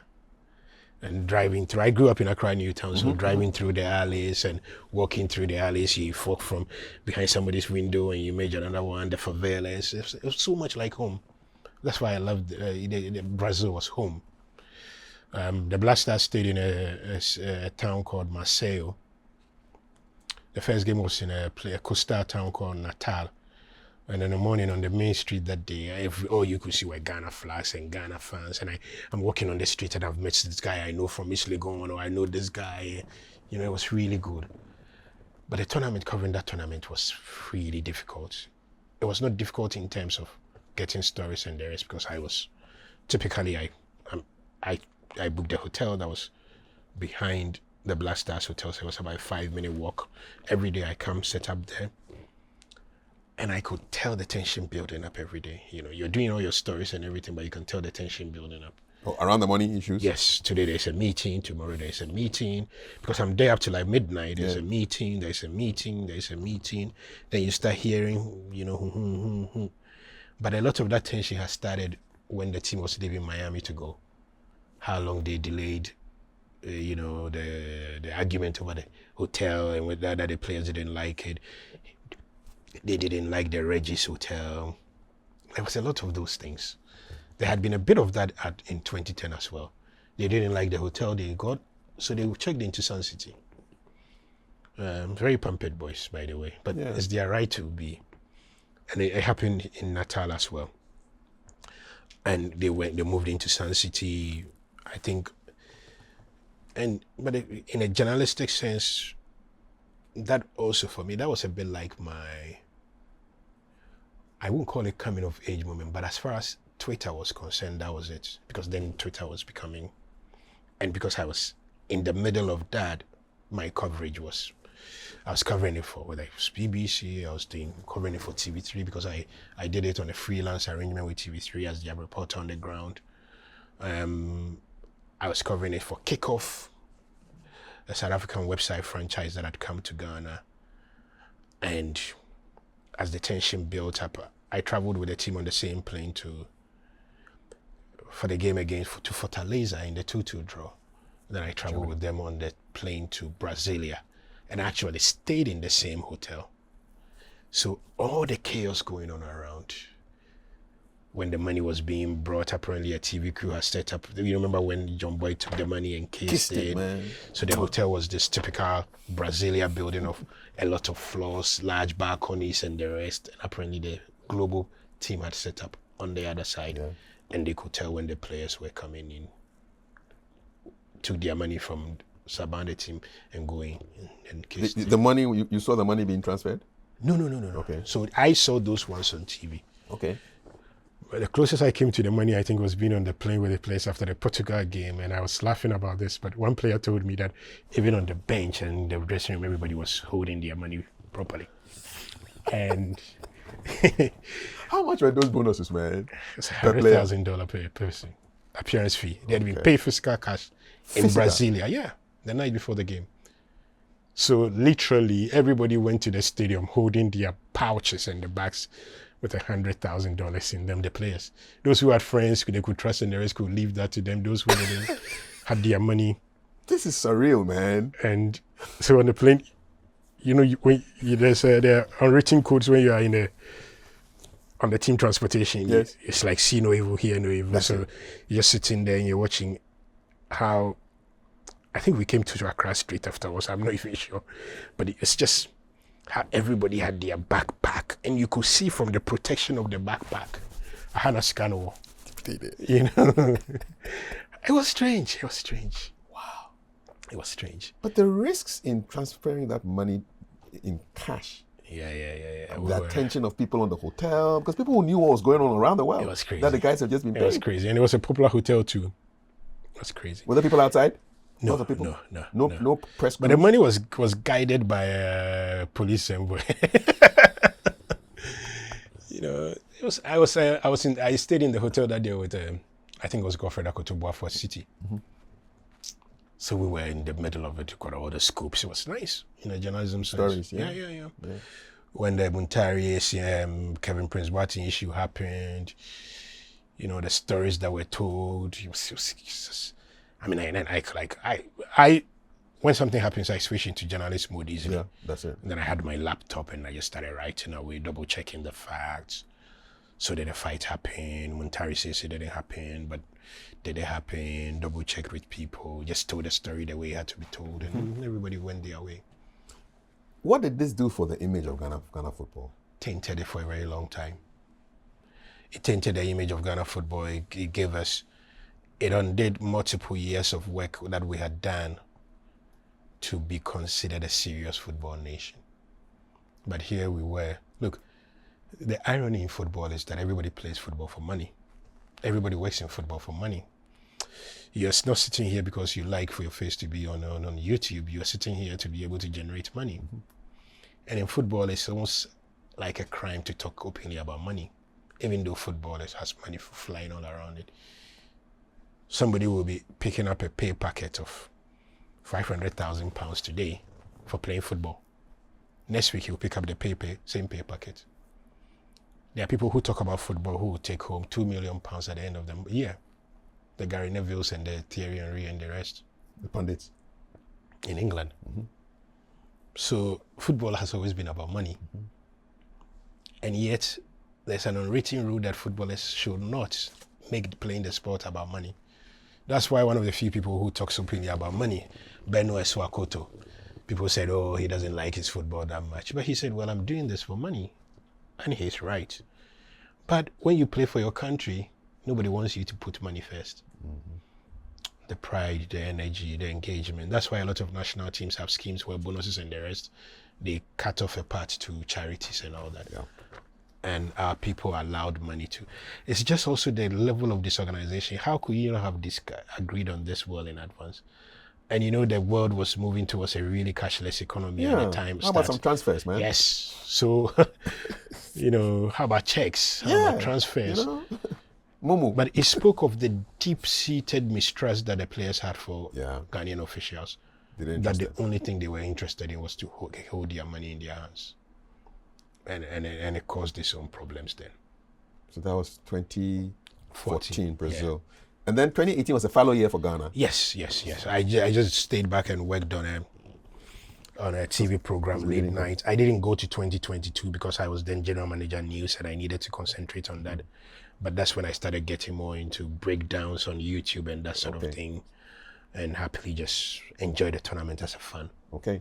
2018 was done in Russia? Russia, yeah. Okay. Yeah, in Russia. There was only one person who went there. Maybe you should interview her, Senior Jima Dadivo. Okay. So she's she's a photographer. The lady, yes. Yeah. Yeah. She was in 2006. I was with her in 2010. Okay. She went to 2018 on her own.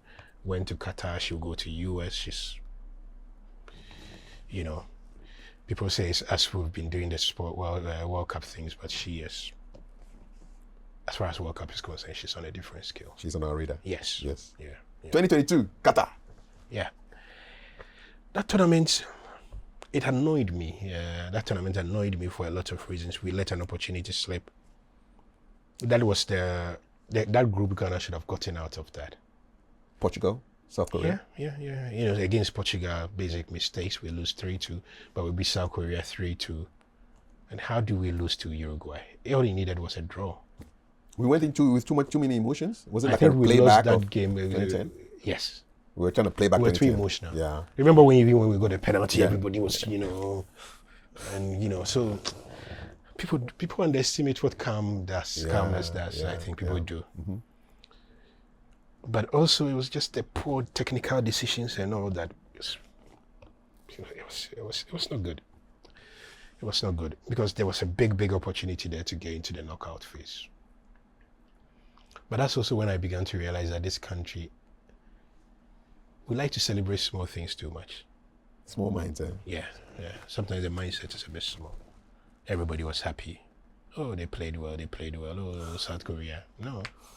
You didn't get out of the group. No, that's the most. I mean, you didn't.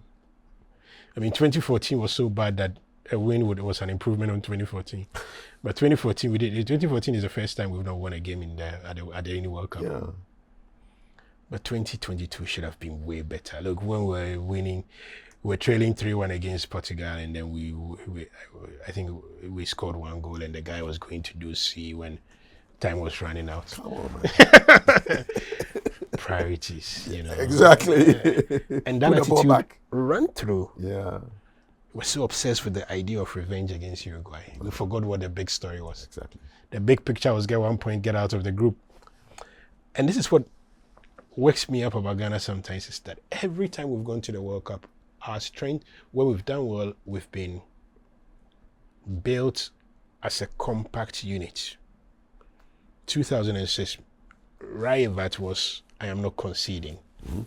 Then he caught Czech Republic by surprise and dominated the midfield so much. Apia, Essien, Muntari, they brought the natural flair, but the back was tight.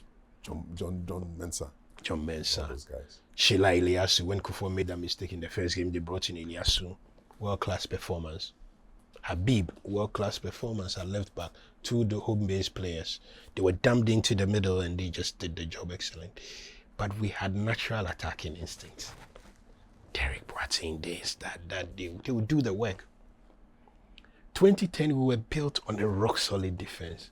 Because when we sprang forward, Dede had energy to run. He was pinching Muntari in that tournament.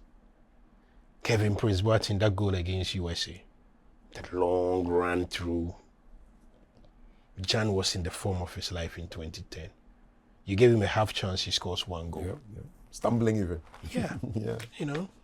He still managed to find his balance to Yes, score that goal against USA. Yeah. But all our World Cups, successful World Cups, 2018 has been built on a rock-solid defense.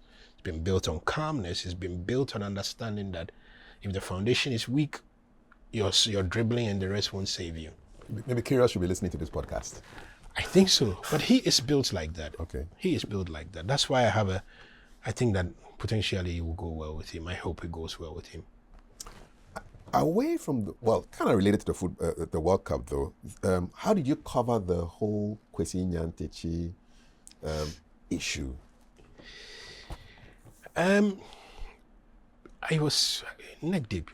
I had a visit from Anas the day before the airing, so I had seen bits. You came masked? No, because I knew him from journalism. Oh, so you know him school, already? so, Huh? I think he came to my house about 1 a.m. or something. It's like Is he with you? a dark night. He's come to drop something. And he just came and we sat down and we had a nice chat and I saw elements of that. So I had a fair idea what was coming by the following day. When the airing was happening at the Conference center, they told everybody nobody could use a phone, but I'm a very stubborn person, so I picked the spot and I was tweeting everything at the time. I was tweeting what was happening there, this, that.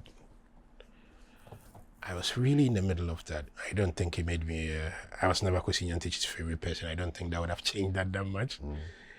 But for me, the main thing, and I know that Anas has his critics, and I know that there are question marks about that investigation, but it was important that he exposed, one, the rotten refereeing in Ghana, and two, the utter selfishness of Ghanaian officials. It doesn't matter to me what anybody says about anything, about whether they've been entrapped or not. If the president of the Ghana Football Association is happy to have a discussion about shortchanging his own organization, I am happy for whatever means is used to expose that.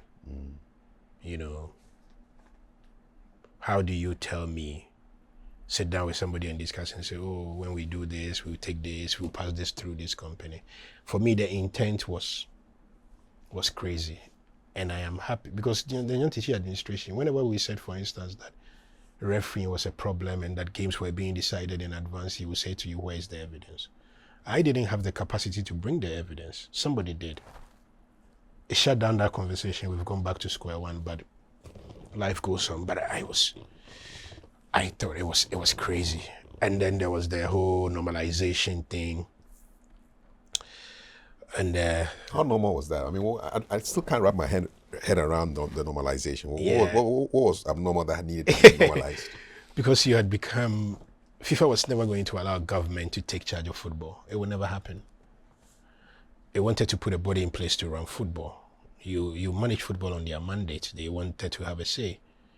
So the normalization period is like the period where you go through that process and then stabilize things and you hand it over to somebody else. And the gentleman who came and did an initial recce of the people who will be on this normalization was a Senegalese journalist friend of mine. And when he came to Accra, I had to take him round. So I had a fair hand in suggesting, oh, you know, we want a really good female, we want this. I just dropped in a few names, went to meet them, liked them. This person would be great. I set up a lot of meetings for him. And by the time they finished, they left with their set of names and then they made their picks from them. And the normalization thing went on. Did it work out the way it was? I think it could have been way better. The start was crazy. You remember the first press conference when the guy was late and he was insulting people everywhere. I had a really good relationship with Dr. Kofi Amwa. He's always meant very well for Ghana football. I think the period could have been way better and better managed, but it was good. It was important to take a pause and reset and continue. So what happens with Mr. Nyantichi now? Can he be in any way involved in world football? I think when the ban ends, then that can happen. It wasn't a lifetime ban? I think he's challenged that, and I am not too sure, but I think he's challenged that. Okay. And there's been some time limit put on that. Okay. Now let's just rewind all the way back to the beginning. I mean, before the Michael Oti Adjei that we all know, who were you? I mean, you talked about growing up in Newtown. Yes. But before, I mean, what are your earliest memories of growing up? Oh, small family. So I grew up with my mom, my dad, my big sister, my junior brother, and I still live with my sister and my sister. So like close-knit family. Chamber Hall in Newtown, nothing special. Parents sleep in the chamber, the chamber, you take the hall. I come from a very basic family. My mom was a woman who did a lot of trading in Makola. Okay. Very ambitious woman. What did she sell? Anything from bags to shoes to that sort of thing. Were you an assistant at some point? No, but she wanted me to, all of us to concentrate on school. Okay. But I think there was a problem at some point with my schooling and I was spending a lot of time in the house. And so and I was doing shift schooling. First of all, there was a period when I stayed home for a long time because there was a problem. I stayed home for one term. And my mom's solution was to buy books and bring to me to read. And this was like the beginning of my love affair with books. And you couldn't go to school for a month? Yeah, there was for a term. Okay. I think there was a change in school or something. I don't quite remember. But my mom would make sure that I had books to read. She would come in and check in and all that. So that started strengthening my reading habits and everything. My reading habits started from the older folks having their newspaper, and this was where the sports journalism interest started coming from. Holding their newspaper, but the pages you could see were the front and the back pages. So I read the sports pages and get attracted to it and all that. But that was my reading. And my mom enhanced that reading culture, would always buy you books. At some point when I started school and I was doing shift school, she would take with her to Makola. So she's in Makola, and it's very easy to walk to the library board and drop me at the library board. I go in there, I read and read and read and read. It's 11:30, 12 o'clock. School starts at 12:30. I get on the Trotsky, the Cholole at the time. Yeah. And then I come to Accra, Newtown, Behe specifically. What was Newtown like? It's crazy. It was like a melting pot. Okay. I spoke Hausa at the time. I got into fights. We learned to play bicycle on the street. We could do anything with a melting. Like what? Cars. We learned to play table tennis with bets off. Me and my junior brother used to fight a lot. You bet before? No, in those times. Those times you used to bet? Yeah. We used to bet on table tennis is winner stays. Okay. But we didn't want winner stay. You bet on your money on it. Yeah, but it was nice. We'll play football. You mixed up with people from different backgrounds, Ewes, Gans, Akans, Hausas. I used to speak Hausa, but these days all of that has disappeared. And it was good. It taught me a lot of things. But I was always a loner, so I'll go and play the ball and then I'll come and hide in my corner. But being a loner then helped me to become somebody who read a lot. Yeah. Why do you reckon you were a loner? I don't know, to be honest. I've never... Are you still a loner? Yes, I am. Okay. You like your own company? I absolutely love it. I think it's the best thing in the world. I try to own it. But I also have... I've always, even then early, I've always had very strong circles. I started having that as a kid. One of my mother's friends would come and pick me to the stadium to go and watch a match. How old were you at that time? About 10 years. Oh, really? So... At Crossport Stadium? Yeah. Did you have a favorite team then? No, I was just going, I would go and watch Starlights and I would watch this and I would watch that, 89 and the rest. Nice. It was nice. And your dad? My dad was good. My dad would buy you newspapers to read. My dad wasn't the wealthiest man and not the richest man, but my dad taught me responsibility in a manner that nobody did. And I think the biggest lesson I learned from my dad was that you didn't need to have money to be responsible. So my dad didn't have a lot of money, and I think even he would admit to that. There's no shame in admitting that. But he was a hugely responsible man. He's not the one coming up with the money. He's the one who ran the errand. What did he do? My dad was an accountant. Okay. Yeah. He's the one who would run the errand. He's falling on hard times, so what? Not a big deal. Mommy has come up with the money. Daddy would take the items to little sister in school. And he did it unashamedly. It's the biggest lesson I learned from my dad. My dad was really responsible, and I loved him for that. It made up for a lot of things. I came back from secondary school. I studied science in Pope John. You were going to be a doctor? Wanted to be? I was kidding myself, actually. And then I discovered in Pope John that I didn't want it. I knew in Form 2 that I was going to become a journalist. I just didn't want to change. And it's a good thing I didn't want to change, because science made me a very analytical, thoughtful. I had patience. I don't draw conclusions easily. I think I picked that up from studying science. Was there like a literary club in Pope John's to hone the journalistic skills? There wasn't, but drama. Everybody in Pope John knew that. No. I also said I was a bit of a loner, but there were a lot of those things developed in schools a lot after we had left in '96 and the rest. It wasn't that common. But everybody knew that it was going to be a debating club. I'll be in the middle of that. But everybody knew in Pope John, if you were looking for me and you couldn't find me, you'll find me in the library. Soaked into the newspapers. And yeah, it was Pope John was nice, difficult, but that was well worth the time. Favorite subject in Pope John? It was English. Okay. Yeah. All right. It was English and social studies. So because I was very abreast with current affairs, like I knew literally everything happening around me. English was the language, because that was the only time when I was boss in class. Physics, there were people who got I think in SSC people were getting 9-1s, and the rest, one of my mates were, so like I was on a flight to Cameroon on the presidential jet. Hasselhoff were going to play a match in Garoua. So we'll go to the airport base and we get on the flight, and this guy introduces himself. My name is David Obeng Kansam. Shackles. From school. Shackles from school, man. My mate was the pilot. Oh, nice. Was the captain of the pilot. For real. Came out, we had a chat. When we arrived in Cameroon, we had a chat and all that. Were you reassured that you need a pilot? Yeah. I made it nice. He was a really good guy. But it was like a... It was revelation. It was I said, wow. It was also a reminder that life was coming at us fast. Big time. You know, my mate was in charge of that jet. Yeah. It was nice, and I've you know, those things sort of reassures me that at least I went to a good school. Maybe so. Yeah. And how did you get into GIJ, which is now Unimac? Oh, I woke up one morning and just said to my dad, "Dad, my person go journalism school. I want to go to journalism school." What did he say? He said, "Okay." Okay, you support? Yeah. He came back from work that day. This is the form.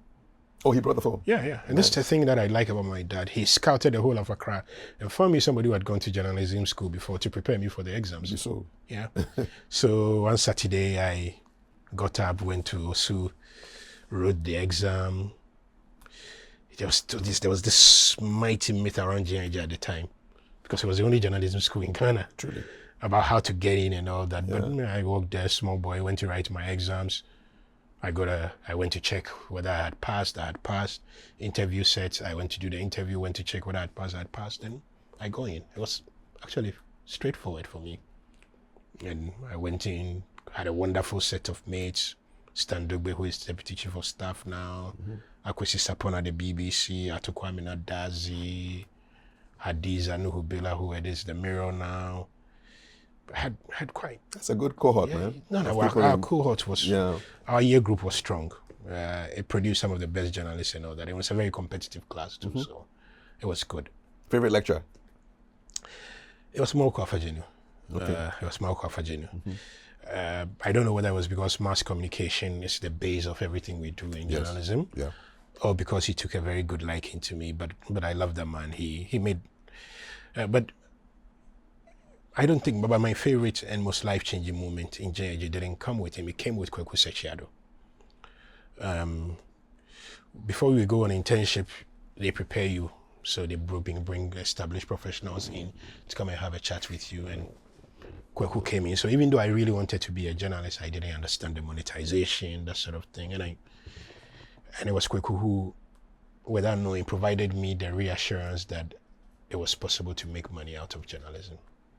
You know, he spoke about being a freelance, getting paid per word.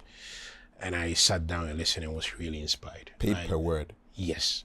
Okay. So those times when we write articles for work, Reuters and the rest, and later I became a beneficiary of that. I would write 1,002 articles and maybe the payment is XYZ dollars per word and all that. And so in journalism, you can figure out how to make. It's become like now, really. It's just monetize it. Yeah. Did some people try to kind of pad their articles? I mean, because if you're going to be paid by word, they put a lot of restrictions on it. Yeah, I used to write for one magazine in Essay, online magazine, and you're paid per word, but your article cannot be more than 1,002 words. Okay. Yeah. You know, they cap it. Yes. Yeah. Yes. Otherwise, we'll just write forever, man. You write forever. Yeah, you would. Did you end up in UG as well? Yes, I did. I went to... University of Ghana? Yeah, I went to... I thought maybe time to... you know, it's funny. When we were in journalism, we used to joke about, if I want to be a journalist, why do I want to go to school over and over again? Then I began to feel like if I don't go back to school, the world will leave me behind. So I went to do my master's there. And it was good. I met Audrey Gajipo, Professor Mwakunhine.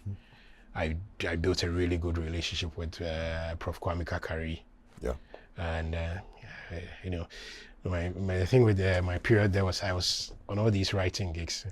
My lecturers didn't know. Sometimes I open the laptop, I'm writing an article. That's it. In class? Yeah. but I was a very serious student. I was always on time. You graduated, so hey. Yeah. I was always on time. It was intense. It was At that time too, I was doubling up when I was writing for Kwese, for ESPN at the time. I was still doing my BBC. I had a twice weekly slot on Focus on Africa. And then after I finish, I have to come back to TV3 to come and read the 7 p.m. sports news. So like literally throughout the day, I'm preparing for all these things. And the BBC one, you do with a satellite phone, and so it's in my car. And when it's 3 o'clock, I go and set up. When it's 3 o'clock, I step up, open the dish, get my connection through to the control room, set up, and present the sports from the car park. That's why I meet people and they say, I thought you live and work in London. No, I'm in Accra. Right, doing your stuff. Yeah. How did you get the BBC opportunity? So there was a gentleman called Doris Smith Thomas. He was Sierra Leonean. He was the one. And he used to do a lot of stuff there for the BBC. But I think they relocated him to Tunisia in the build-up to the 2004 Nations Cup. So they advertised in the Daily Graphic that they wanted a new correspondent based in Ghana. It was an important market for them. I applied. They shortlisted us. I think me, Morris Kwanzaa, Rosalina Moon, and the late Christopher Poku. Yeah, Chris. And they flew 2 people down. I think it was Nick Atkins was one of them. I've forgotten the exact name. And Paul Bachipinga. So they came, set up nicely. We interviewed all of us. They left. They didn't say anything to anybody. A week later, I got a phone call. Said, we've picked you. Massive life-changing experience. It changed everything. It changed my professional trajectory. It made me more money. I'm not sure if I looked after it well. But the biggest thing the BBC gave me was it gave me status. It gave me credibility. It opened doors for me. It made me I always knew I would be a good journalist. The BBC just made me a bit more widely more accepted. So when you introduce yourself and say Michael Oti Adjei, BBC, you feel you get people paying attention? I got a lot of interviews with that. Yeah. But also it's just the training opportunities, the learning opportunities, the people, like the tools, like I had laptops for work, I had recorders, I had cameras very early. So sometimes I can understand why people think those of us who have worked at a certain level, we don't understand the struggles. But when I go to the BBC office in Labone, when I used to work out of there, everything is there. The internet doesn't go down. I want to communicate with a studio in London, just open a tap. The satellite phone line is there. Right. There's a studio there, 2 studios. Light goes off, generator on. The resources. These days, the offices are moving pick. So it was huge. It was also that it wasn't as much the traveling opportunities, was those ones. It helped that I had sort of established a bit of a reputation in Ghana before that, but it was really important for me growing up. But long before BBC, you were in print. Yes. Yes. Africa Sports? Yes. I got to Africa Sports. So when I went, during my internship period, I became friends with Tony Owusu-Amofame. His soul rest in peace. He died some 16 years back. But I went on internship at Radio Gold. I was supposed to go into the main newsroom. I ended up hanging out with the sports boys inevitably. And so I hung out with Tony a lot. I said, look, I really want to meet Kwabena Yeboah. I said, okay. But I didn't want to just meet him. I had written an article. I had been writing. I took care of myself in GIG after my father had paid the first fees by writing for Radio and TV Times, to basically pay my fees. So I knew how to earn money. But with Kwabena Yeboah, it was to get in through the door. So I wrote an article, gave it to Tony, said, give it to Kwabena Yeboah. That was like your business card. Yeah. And he said, Kwabena absolutely loves the article. I said, I would like to meet him. I go and I meet him and I start that's how I started working. At some point that man gave me a lot. He gave me more than journalism education. He gave me practical hands-on experience, practical hands-on exposure. He handed a newspaper to me when nobody would give me any responsibility. We had our differences about a few things, but he was really the single biggest influence in my career. Also because... It means a lot to you. Yeah, he does. Also because he was this huge personality that when you went everywhere with him, you became accepted. It was like his shine rubbed off me very early. So that's how I'm on first name basis with Sickins. I've met this person, I've met that person. We'll drive to Tony Yeboah's house and we are welcome. I can pick up a phone and call Tony Yeboah. Oh, it's Kwabena Bano.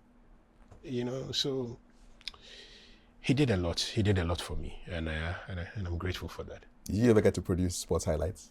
No, because I never worked at GBC. Yeah. I never did. I went the path of, Pretty you know, when I was growing up, I had this idea of GBC where you can get in based on a lot of things. So I really didn't bother. And I'm not a very pro-government media person. I have my own views, more ideological than anything. So I sort of stay away from. So like I never went on internship at Graphic, even though I tried to work at Graphic Sports for 1 day or two, and then I quit. But Kyle Tufo, another very big influence in my life. He kept reading my article in Graphic Sports because all of them will come and will hang out at Kwabena West Place. And he said there was this tournament in Kenya. And he said, look, I'm doing this on Metro TV. I need somebody to come along and help me do it. I said, okay. I went, and this was the beginning of my TV career. Now, whilst we did that, I went back to writing and everything. But I had kind of liked what I had done with that competition. I think it was a Castle Cup in Kenya. So I wanted a bit more TV. So in pretty much the same way as how I pitched for my first BBC article, the same way I did with Kwabena Yeboah, I picked up a phone, and I remember standing at a phone booth at Papayeda Junction. There were a number of phone booths there. I found TV3's number. I called TV3. I said, I want to speak to the person in charge of sports.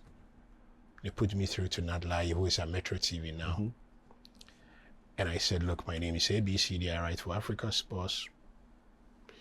I think I can do the sports analysis you do on your Champions League and those things. He said, come and see me. I went to see him. The following week, there was a match. He put me on it. I never went off. I became first choice for a lot of the things. So whilst I am a loner, I know how to sell myself. I've always known that I'm you know, I know how to go to people and say, look, I can do this for you. I can do that for you. I can be good with this. I can be good with that.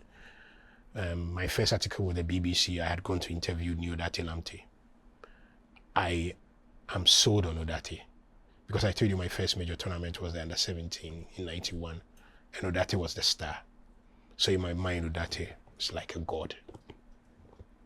So, and I had always been fascinated by his story. How he left Ghana, how Stephen Keshi helped smuggle him to Anderlecht in Belgium, the places he played. When he went to play in Argentina, he named his son Diego. His son died. Like, I really wanted to understand him. And one of the things Africa Sports allowed me is it allowed me to do newspaper versions of what we are doing. I could sit down with players and have long chats. Almost like a podcast. Yes. And I toyed with the way to present them. Sometimes I would write them in Q&A. Sometimes I would write them in features based on articles I've seen in the Sunday. And I copy a lot, by the way. It's allowed, man. I learn from the best. So I went to Odate and we had a really good interview about his career and everything. I came back and I wrote this 2-page piece in Africa Sports. But I kept thinking to myself, I said, this article is bigger than Ghana.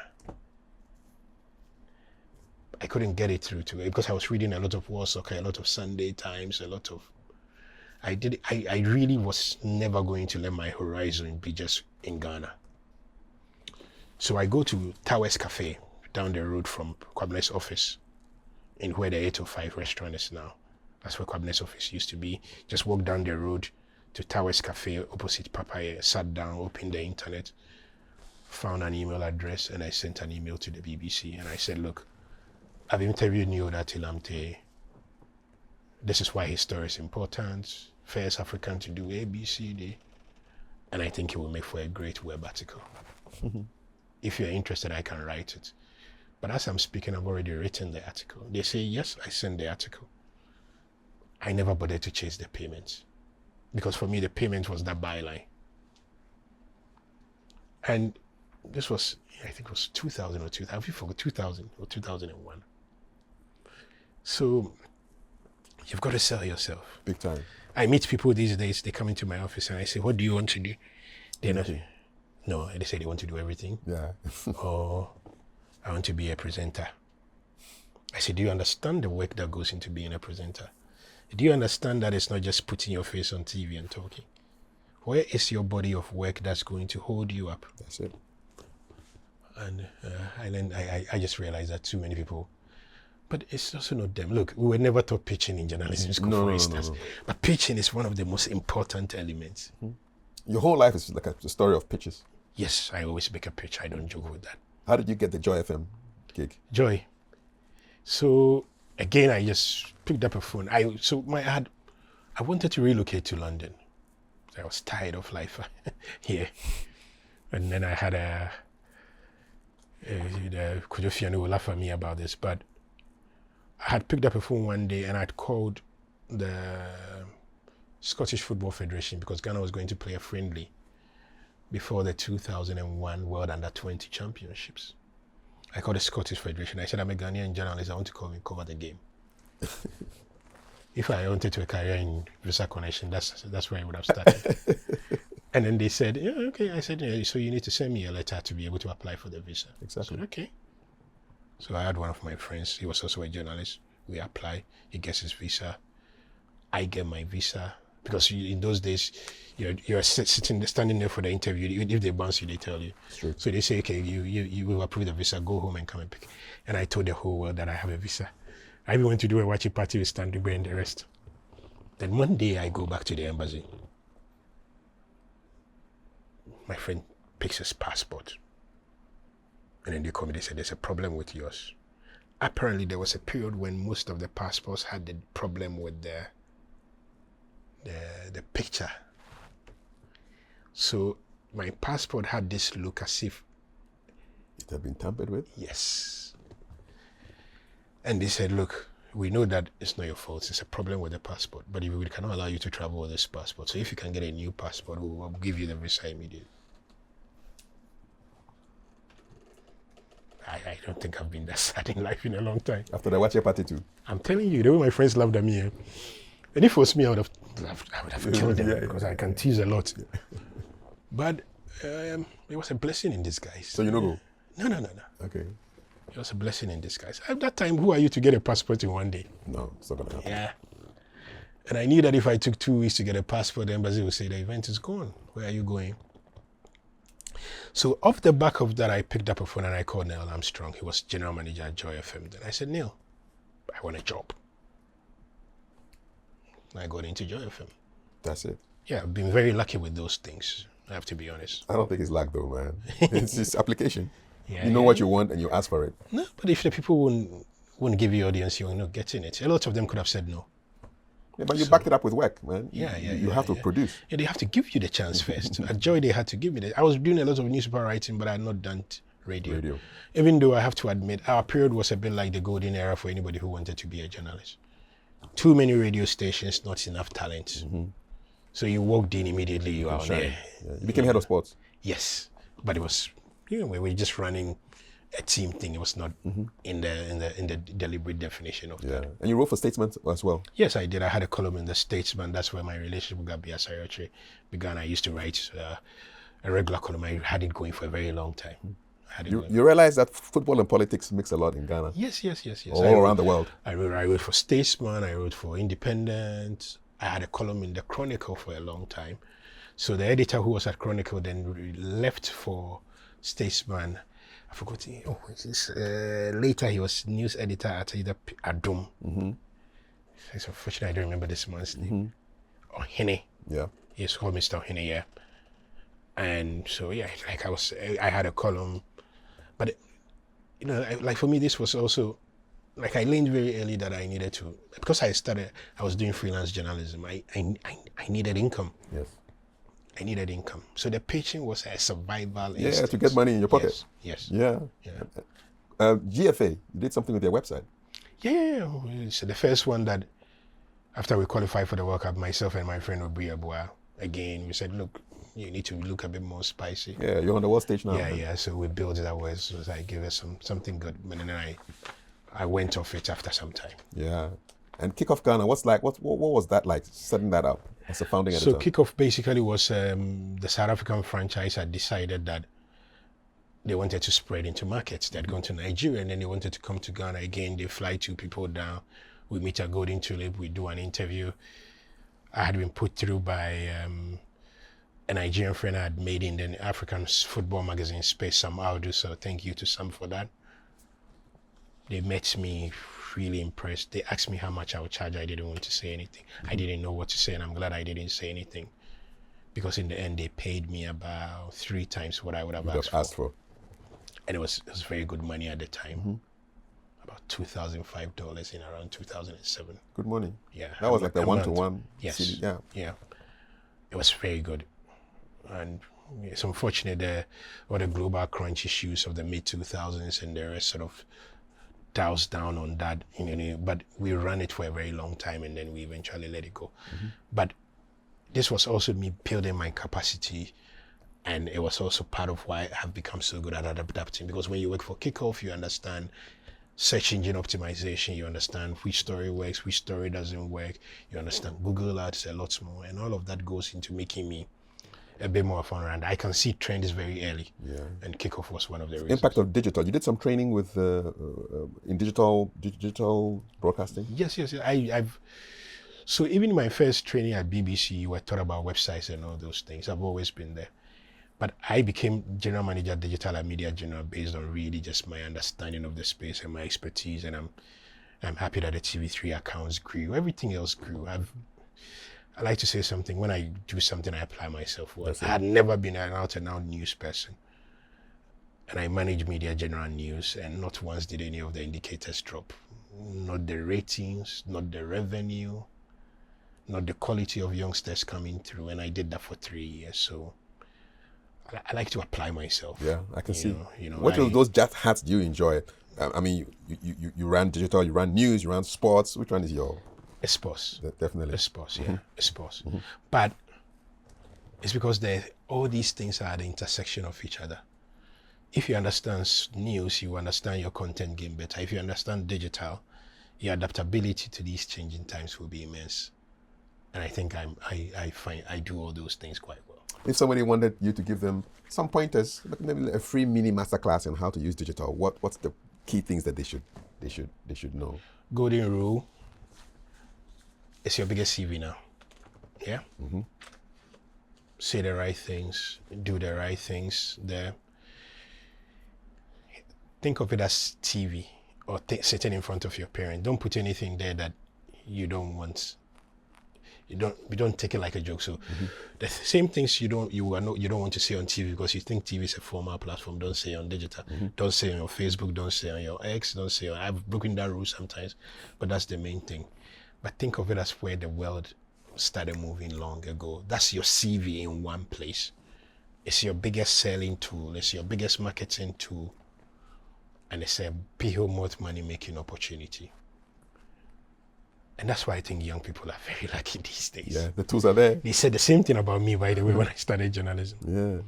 But when I look at the opportunities to monetize your Facebook page, the subscription opportunities, look at somebody like Amma Berland. She goes on TikTok and she puts out these random thoughts. The other day I saw her put out something about how the way we were compared to our parents, the way we were compared to our neighbors as kids. And everybody's reading that, but she's using that as a tool to become this lady with influence on young people who is giving them pep talk. She's using that to build a business. She's using that to get brand endorsement. She's using that, if she uses that on Facebook to get views, on Snapchat and the rest, she gets paid for that. The opportunities are huge. Massive. It's a business. So, and I think that if you do that early, you're good to go. Good to go. How do you deal with trolls, man?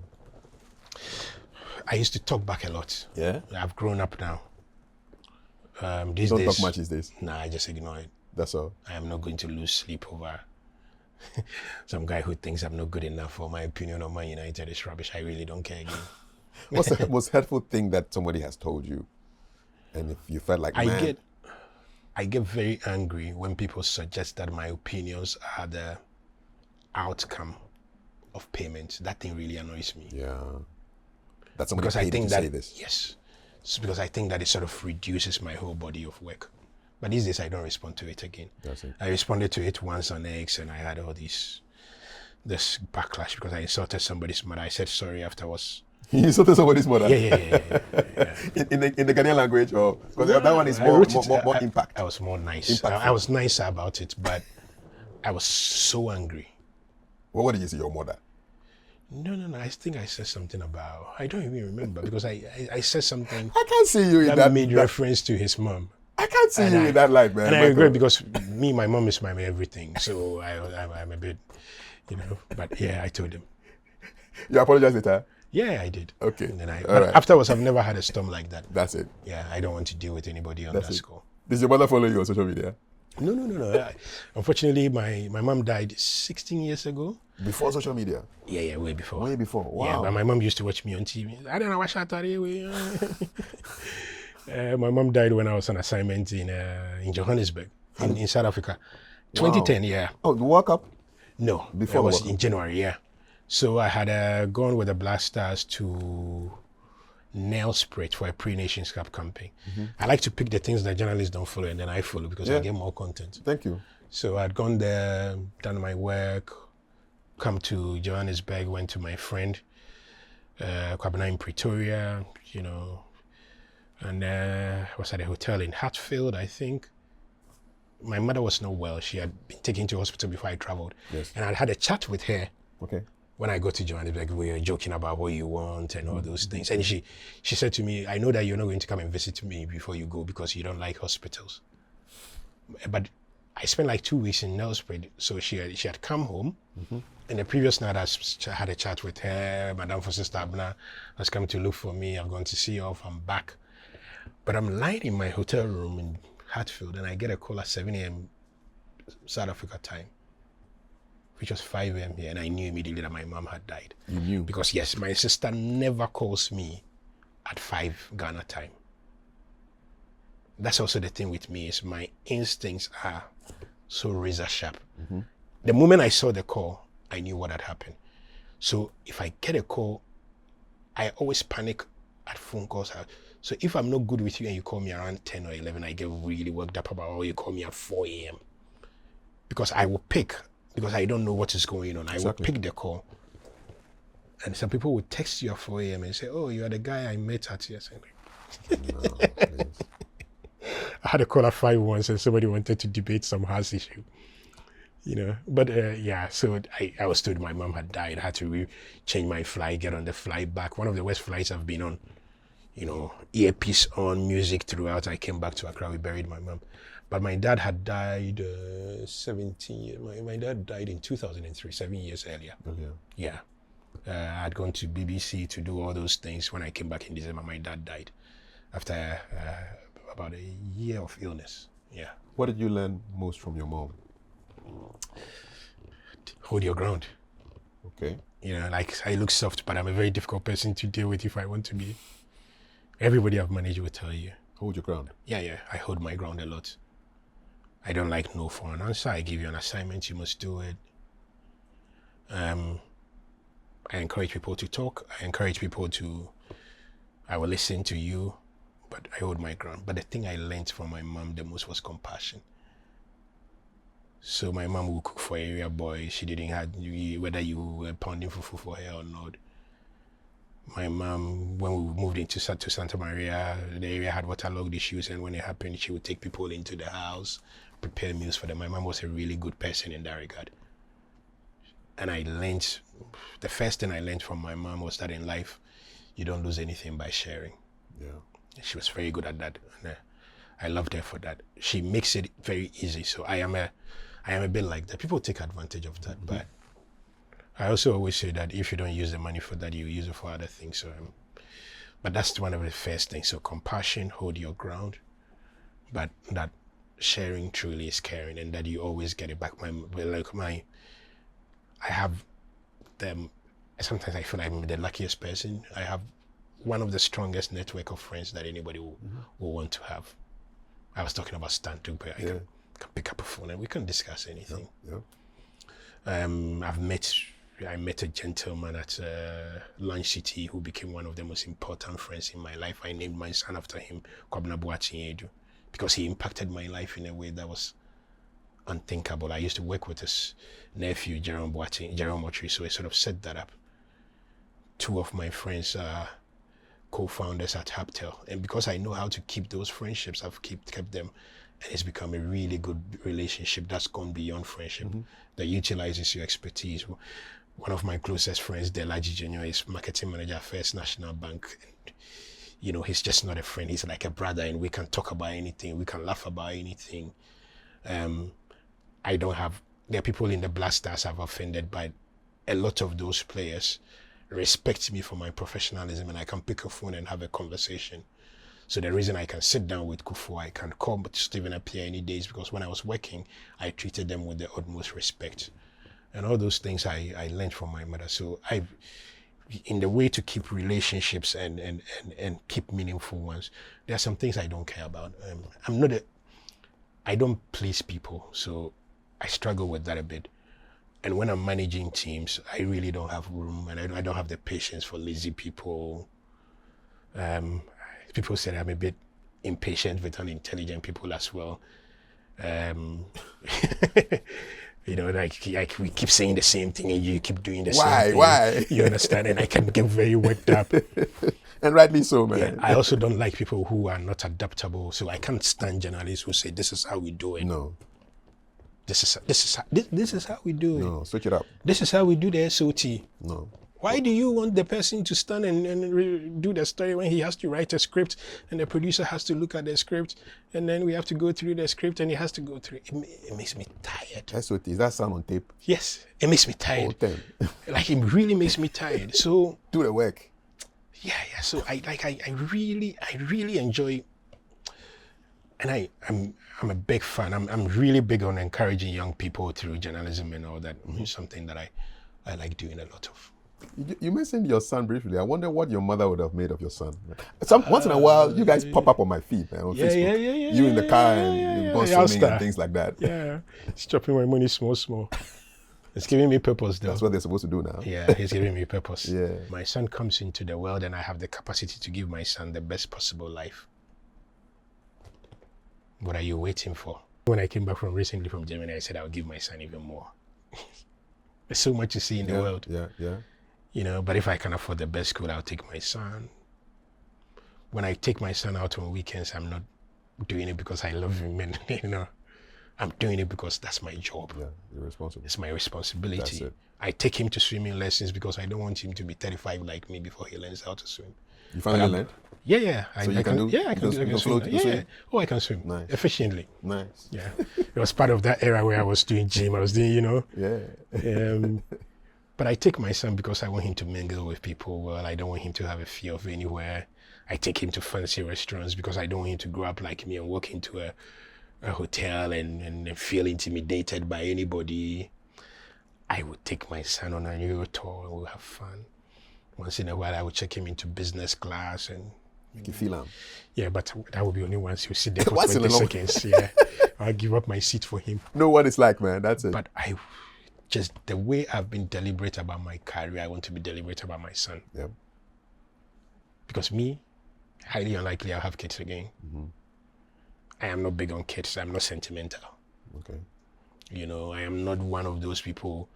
Some of my friends will say, Michael, you know what? If you did, they will go make the baby for you. I told them that it's a very expensive venture. You know, like I'm sitting here, I'm thinking school fees is exactly. Next week is school fees. For Gada. You take him to a good school, summer holidays. You know, I don't allow myself to be pressured. But my son is 10 in July, and I want him to live. That's it. I want to give him the best opportunity. They say these days the kids, you will build the best house, they still won't live in. So maybe me and him might as well chop the money together. That's it. I like it, man. Let me mention some names for you, and you tell me what comes to mind. Abedi Pele. The greatest Ghanaian football player ever. Tony Eboa. The greatest Ghanaian goal scorer ever. Michael Jordan. The greatest North American athlete, because I don't think he's the greatest in the world. Scottie Pippen. Introduction to basketball for me. He is The guy who reminds me that it's okay to play backup and still be very, very good and efficient at it. Yep. For the role he played in Michael Jordan's career. Yep. Yeah. So the people who are not stars, but they make things happen from the back. Yes, Pippen made things happen. He was like the guy. And too many times people don't realize that. Even more so, so you're doing a podcast here, and I've met all these wonderful people. The 3 people behind the camera. There's a guy who will edit it. There's a guy who will make it come well. The guy who posts your stuff on social media. Where he cuts to put on social media will determine how much money you make. 100%. He is a star of your show. He's not the one sitting on front of the camera. brain box.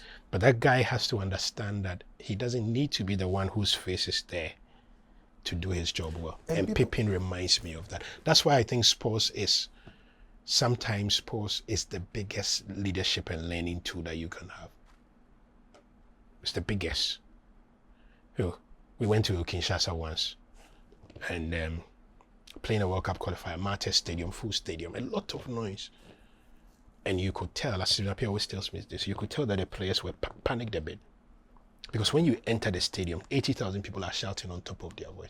Most of them have taken off their shirts. I was running commentary and, they've taken off their shirts. They're just bouncing up and down in the stadium. Energy. Yeah. See, Stephen said, when I saw the crowd, I knew I needed to take everybody back in and let everybody calm down. Yeah. Let everybody calm down. So some people are born leaders. Not everybody is. Some things happen behind the scenes that you don't see. And for me, sports provides the most tangible lessons, not just in life, in leadership. I'm glad you talked about this backup thing because I see it a lot in media that there are a lot of people who envy the presenters and they think that they can also present. Meanwhile, they should probably be at the back offering good support. I'm falling into trouble a lot for some of the things that I say as a media manager. I'm famous for that in that space. But I'm not afraid to tell you that you're not going to be a great TV presenter. That's it. I'm not afraid to say it.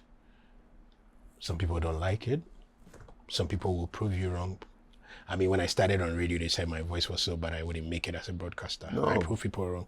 And I'm happy for people to prove me wrong. Yeah. It's all right for people to be ambitious. But your best managers are the ones who will see where your capacity lies very early. And not discourage you, but guide you to get there. And I think maybe in media, we mistake the bluntness of advice to mean that we don't want people to get as far as you hate me. Yeah. That one, if you say it, you go and tell your wife at home. By the work, they will do it. You can go and tell your wife. You and your wife, when you're happy, you can discuss that and you can laugh about it and all that. But ultimately, I do my work and then I move on. That's it. I don't take prisoners at all. I don't apologize. If I'm sorry, I will tell you. My feedback is biting. I don't believe in always the feedback behind. I know when to give feedback behind, but a lot of the feedback will relate to a story you did that didn't come out well, a bad judgment, and I think that it relates to the whole team. We will discuss it in front of everybody, because sometimes in general, that's what it should be. And I don't know whether it's because of but when I started at Joy, reviews were done in the presence of everybody. You are there. I know that. You understand? You're ripping this guy's story idea apart. You're ripping that apart. You're having a go at that. I will write an article and Osaso Bayuwana will tell me that, no, Michael, this article you've written is not good enough. Or this idea is not good enough.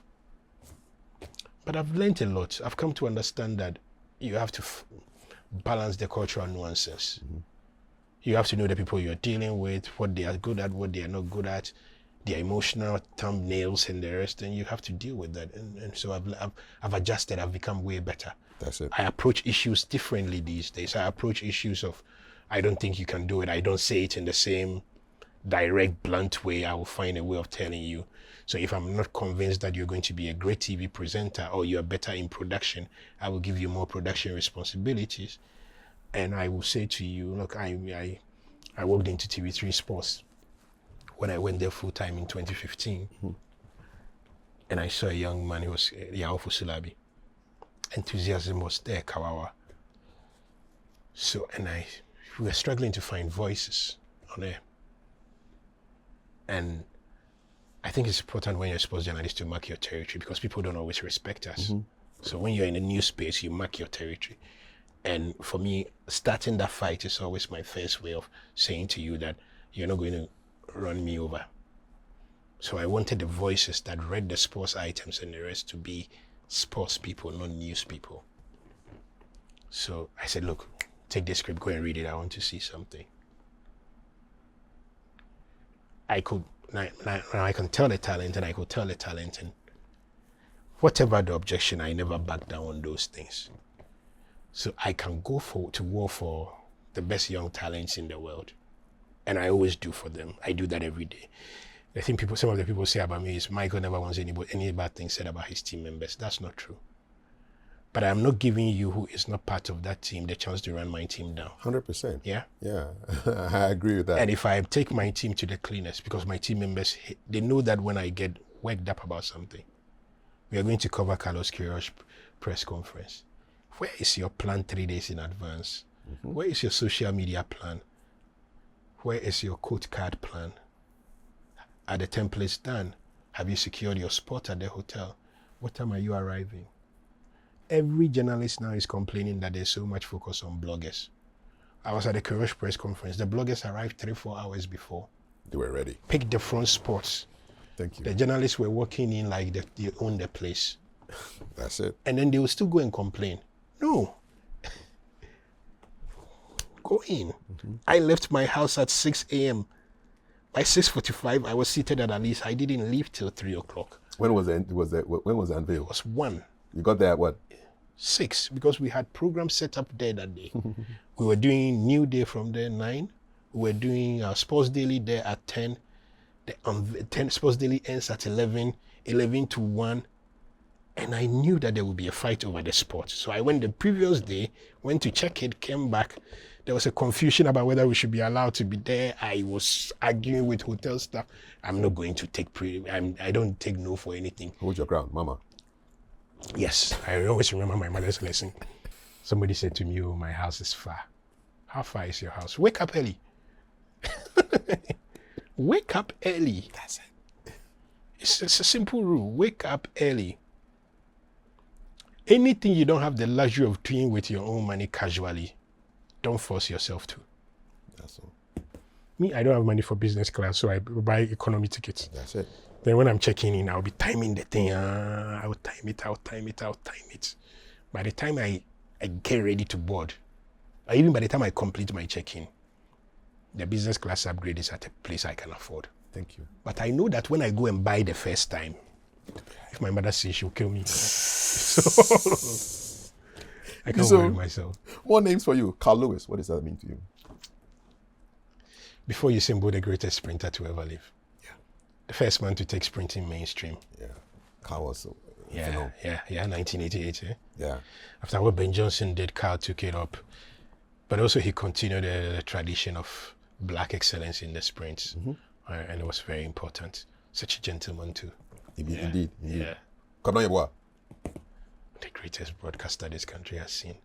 And I'm not even talking sports or anything. It sounds the greatest broadcaster. It's the longevity. And again, people say really strange things. Why is Kwabena Yeboah still doing sports? What should he do? Because he can. Nobody says, why was Larry King still doing interviews? Thank you. After 60 Why is Liz Doucette the lady who still goes out on the field? Sure. Because Liz Doucette can cover the Iran story better than anybody. So when the Iran story breaks, Liz Doucette must be there. Senior international correspondent. Thank you. She's the one who will get doors open to her. She's the one who will get the big interviews. So in the BBC, in their wisdom, know that this story, Liz Doucette. How important is it for media managers and things to pick the right people for the assignment? It's so important. But it's a very political thing. If you manage any media space, it's the one thing that will make or make you. Do you know how much sleepless nights I had before I decided this person is going to the World Cup, that person is not going? Look, but because again, it comes down to just being blunt. I believe in the principle of having people who are experts in their area. Mm-hmm. So I'm not a big fan of picking different people to go and cover something differently. You cover the president, you cover him well. You cover him over an 8-year period. You travel with him every day. Nobody speaks about that. It's building expertise. Mm-hmm. I cover Parliament. I cover that well. I should be going to Parliament every day. That's my job. Every Parliament trip I go along. In Ghana, we make traveling for events, and it's like a tokenism. I understand, because that's when people make more money and the rest. But that's also the reward for excellence. If I send you to cover the Black Stars, can you cover it well? Yes, you can cover it well. So if you've gone to cover it well, why am I doing tokenism, passing it around different people? When one person goes, it builds familiarity, it builds acceptance, it builds everything. But you have to give in to some of those pressures. It's normal. And then I said you have to understand your local context. And our local context is that travel yes, it's a reward. And you have to live with that. Another name, Robert Marawa. When I hear of him, I remember he reminds me of the South Africa thing. I remember the first time I saw Marawa on TV. I don't know whether it was him, but I think it was about in 2004. I was going to Cape Town, so I had a sleepover in Johannesburg, and I saw him, and he made sports presenting really fun. He owned that 2010 World Cup. He was brilliant. But he's become like all of us, struggling for a space in a new order. Younger people, smarter, faster. But he's held his own brilliantly. He has a brilliant radio show. He's strong on necks. I really like him. It's strange. I've never met him in Johannesburg before. But I like him a lot. Yeah. He's also one of those who signifies, he's in his 50s. Yeah. He signifies longevity, drive, passion, energy. One of the first people to truly monetize and what he does. And it's also really good looking on TV. He's looked after himself really well, which is good to see. What was the first thing you say if you meet him? Good job. Thanks for inspiring us. That's it. Yeah. That's it. Yeah. Let's talk about some of the challenges in the work you do. The constant, almost visibility, does it worry you? So you see, the problem is that I don't think of myself in that way. You understand? My friends say that I underestimate who I am. I don't think I'm anybody. I'm a journalist. And my explanation is this. If I worked in a bank and you walked into that bank every day, you'll be familiar with me. My office has been TV for a long time. People only know me by a function of my work. So it comes with this pressure, but I want to stand in the queue to buy my watch. I would. You still do it? Yeah. Well, give me your watch plug. Oh, anti-money. Still? Yeah.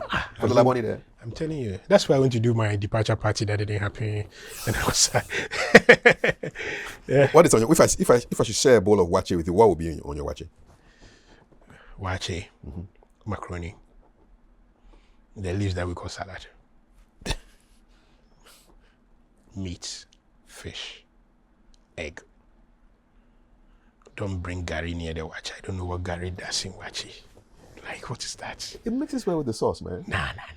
I don't understand why anybody does that. Really? There's something else I don't understand. How you put fried plantain on wache every day. I don't understand that myself. Honestly speaking. Yeah. What are you doing? No, I don't understand that. Which one do you want to eat? They degrade it. Go for it, you know. People who can't decide between gobe and wache, then they bring the plantain to represent. Yeah, but wache, Why are we not pushing wache more? And it's all about jollof, Ghana and Nigeria. Because jollof is sweeter. Jollof is sweeter? No, I think wache is. For me, wache is better. Jollof is... my mother, in my house, and this is, I hope this doesn't come across with my sisters, the first thing you must know how to do pie is jollof. For real? Me, I didn't learn how to cook. I mean, I've always said that anything that I can pay people to do, I'm not going to learn myself. Free up your time for other things. Yes. So I can aid the economy by buying food. Thank you. So I have a jollof plug, and I have this, I have that. Okay, where's your jollof plug? I know your wache is... me, I buy jollof from Chris. I buy from a few people. I go to Airport West on a regular basis for jollof. I like to try around. Yep. Like right now, I'm thinking of maybe as I'm sitting here, I'm thinking, what would I eat this evening? Yeah. Okay, maybe jollof. Where would it be? Why not? Back to the football, and this one was a pleasant surprise. Ballon d'Or. Yeah. So you get to vote on that competition. Yes. How did you get into that whole business of it was who you casting know, your votes? who you know. Yeah, the contacts again. The contacts now. Very important. But I think one journalist that I helped with a lot of stories, Frank Simon, used to work with French football. So when they expanded it to become something that's voted on by journalists from countries that played at the World Cup before, they needed somebody from Ghana, and Frank just sent me and said, "Are you interested in this?" I said yes, and I've been doing that for 15 years or, in fact, literally since the first one, I've been doing that. How does it work? I mean, when do you vote? How do you vote? So typically, there are ceremonies around October. Maybe like a month before, they will send you, and then they will remind you that this year too, they want you to be on the panel. It may change at some point, I don't know, but they want you to be on the panel, and they will send you, once they agree on the top 30, they will tell you the criteria in order of importance. They will list that out, and then so because they have to make the system very tight, your code to place your votes, they'll tell you the categories you're voting in. Ballon d'Or Player of the Year, there's a panel that votes for the women one, but you also vote for Coach of the Year, you vote for Goalkeeper of the Year, and you pick your preference. First one gets a certain point, second one gets a certain point, third one gets, fourth one gets, and then they would now put that together. But there's a lot of, there's like the password is like 3, 4, 5 levels to protect the integrity of the vote. Specific to you and all that, to protect the integrity of the vote. And once you vote, you can't touch it again. It's done. It's gone. And Which has been the most controversial decision in the time that you've been voting? I used to deal with people who always coming to my inbox. You didn't vote for Messi, you should have voted for Messi. You didn't vote for this, you should have voted. But the most controversial one was Rodri. I still get it. When I post anything, people come and say, you should have voted for Vinicius. You voted for Rodri? Yes, I did. I was convinced in my mind that he was the best player in the world that time, and I was not convinced about Vinicius. People said a lot of things, but I thought that what Rodri had done this season, he deserved it more. FIFA then gave theirs to Vinicius. That's the beauty of life. There were journalists who disagreed. I am all for that. That's the beauty of what we do. When people disagree, that's okay. You're allowed to tell people who you voted for afterwards. After it's been decided. Yes. Okay. Yes. After. In fact, after they should have turned everything into content. Yes, of course. And the voting by country has become one of the most things that people look forward to the most. So I think when they make the decision, then a day or two later, they will now come out with all the votes. So and Ghana has only one vote? Yes. Which is you? Yes. Okay. Nice. Yes. So they will list how you voted for in the main Ballon d'Or, in Goalkeeper, in Coach of the Year, and then those votes will be there. If at first you would have seen it the same night the award takes place. And everybody, the last time I voted for Dembele over Yamal, I still got a lot of people, because people are convinced that I'm a Barcelona fan. I like that. Are you? I kind of like Barcelona better than a lot of things, but I'm not a fan of anything. Okay. This is the same me who is not sentimental about kids. Why am I tying myself to a football team? I can't waste my energy. Like I always say, I don't want to waste my emotions. Yeah. And besides, they are working. But I'm a fan of individuals. I'm a big fan of Lionel Messi. I think he's the greatest human being to play football. I'm a big fan of Pep Guardiola. I'm a big fan of Arsene Wenger, but I'm not a Man United fan. I'm not a Barcelona fan. One of my dreams is not to go to Nou Camp and watch football. Why not? Nah. People are getting a lot of money. I'm going to pay money to go and see somebody's stadium. No. But if I'm in Spain one day and I have to watch a match in the Nou Camp, I would. Watch it. Yeah. If you're there. Yeah. Have you had a clean sweep of the people that you voted for in a particular year? Like best? Yeah, a few times. I don't remember exactly when, but okay. yeah. All right, then you got it on. I try to use a lot of analysis and science in my voting. I'm very... It's the science things. Yeah, I'm very particular about, I study trends. I'm clear in my mind about that. And then I do the best voting possible. Are you a betting man? No. Because I think they also study the trends before they place their bets on no, 2.1 and all that stuff. I don't. 2.5. I go in too heavy on things, and I really don't want to get into a habit where I have my phone and I'm placing my money in the hands of somebody who does not sure whether he'll score or not. True. Yeah, but it's a big business now. It's huge. It's huge. It's incredible. You can imagine when I hear the numbers. It's massive, huh? Incredible. But it's good that we're encouraging responsible betting because everything has its pluses and minuses. So I hope that keeps going on. This effort to make the space cleaner, more responsible will keep going on. Yeah. You once served on the GFA referees committee. Yes, I did. What was that like? We were picking referees for league matches, FA Cup matches, Division 1 games, and the rest we meet as a panel and then we pick the referees. We were also doing a review of their performances and all that. But when I go into a general manager's role at Media General, I just didn't have time to keep up with the energy, so I just stopped attending the meetings and then it's passed now. Is the quality of refereeing improving? No. I think it's getting worse. But one of Kurt's flagship programs, I think, is the Catch Them Young refereeing policy. It's one of the few times we've been deliberate about anything, and I think that it will bear a lot of good results, very good results, because the referees are young, they will have a lot of experience, they will grow up with time. So I think we will enter a golden era of Ghanaian refereeing, maybe in 5 or so years' time. New time boy who has now become a media executive. How does that make you feel? Oh, there are new town boys who have $20 million. I want to be like that instead. But yeah, I think I've done all right. I've done all right. I've lived life on my terms. I've made good calls. I've made bad calls, but I think overall my scorecard will look good. Talking about living life on your terms, Invictus, what does that mean to you? Victory. That I remember it from a victory. I was going to say the perfume because I'm a big perfume fan. Oh, you are? Yeah. Okay. But my idea of Invictus was that movie when South Africa won the Rugby World Cup. Was it Matt Damon who played a rugby player, Mandela, and all the things. But it's just Invictus inspires victory. It inspires your ability to brave through the odds, and that's why it's an important thing. What's the toughest challenge you've had to overcome?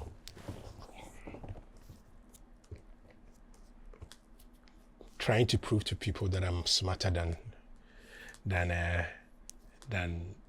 their perceived idea of what a sports journalist should be.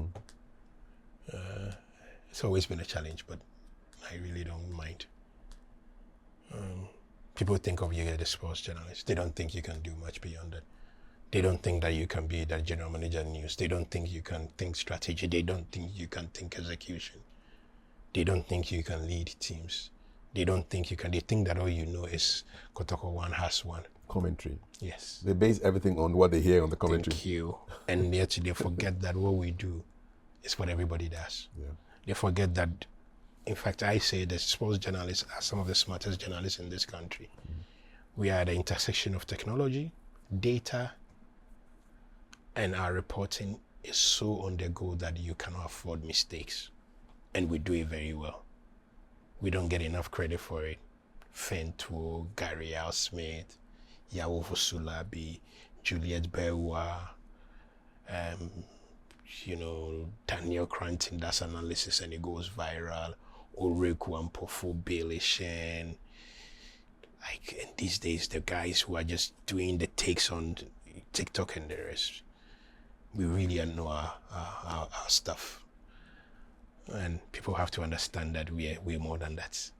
We're people who studied economics, who studied business admin, journalism, and we chose a path. People have got to respect that. Is there a sport that you follow which would surprise people who think you are just a soccer guy? Oh, I'm big on tennis. Okay. I'm big on tennis. I used to play and then I broke my leg and decided that the thing that people use to earn money, I'm not going to use it to hurt myself ever again in life. So I stopped playing. How did you break your leg? Oh, we're playing at Alisa. We're doing playing a doubles match and somebody lobbed the ball up. I went up to smash it back in and then I hit the barricade the wrong way and I landed wrongly. And my friends were laughing at me. So that day too, the funny thing was I had a new release, my Nike tennis shoe. Yeah. And they were one of my friends was more interested in taking the shoe than giving you first aid for your leg. Yeah, and I went to I managed to drive home. I was with a broken leg. I didn't know. You didn't know it was broken there. Yeah. But in the middle of the night, I could literally hear the leg breathing. Cool. So the following morning, I called the Black Stars team doctor, Dr. Baba, and I said, I'm coming over. I think this is a problem. Okay. 37. I go to the orthopedic section. They put me in a wheelchair. They do the scan, and I'm saying to Dr. Baba, I hope I can go back to the office. He said, office. He said, your leg is broken. You're going to stay home for like 3 or 4 months. I ended up staying home for 5. Wow. Yeah. They put you in the cast. My friend drove me there. They came out. I sat in a wheelchair. The next thing I knew they were teaching me how to work with the crutches. And I left 37 working with one. Wow. Yeah. So since then, Federer is not going to make $100 million from tennis for me to be picking up injuries. So I stopped. That's it. What do you say to the science student who is also interested in journalism? Because for some strange reason in Ghana, they feel that if you're science, you can only do one thing. You can't be arts and science at the same time. I think just it depends on how good you are at it, really. If you're a science student, you can go on to become a surgeon. Why are you boring yourself being a journalist? But these days, the doctors are all on TikTok trying to become content creators. Thank you. What do you make of all that? This explosion It's of okay. of People content? people must earn money. People must spend money. People must earn money. The most important thing is that at no point should it interfere with your core job.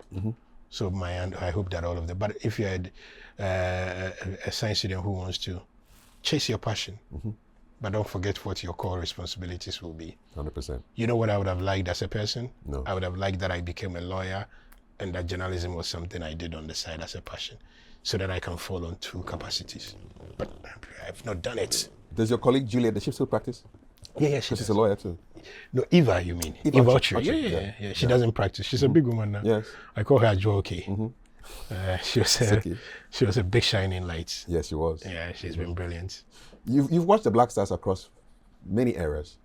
Is there a structural problem that has not still been fixed? I think that we used to get a transition of teams from the junior teams to the Black Stars, correct? But I think now that transition is not there. That's why we're struggling.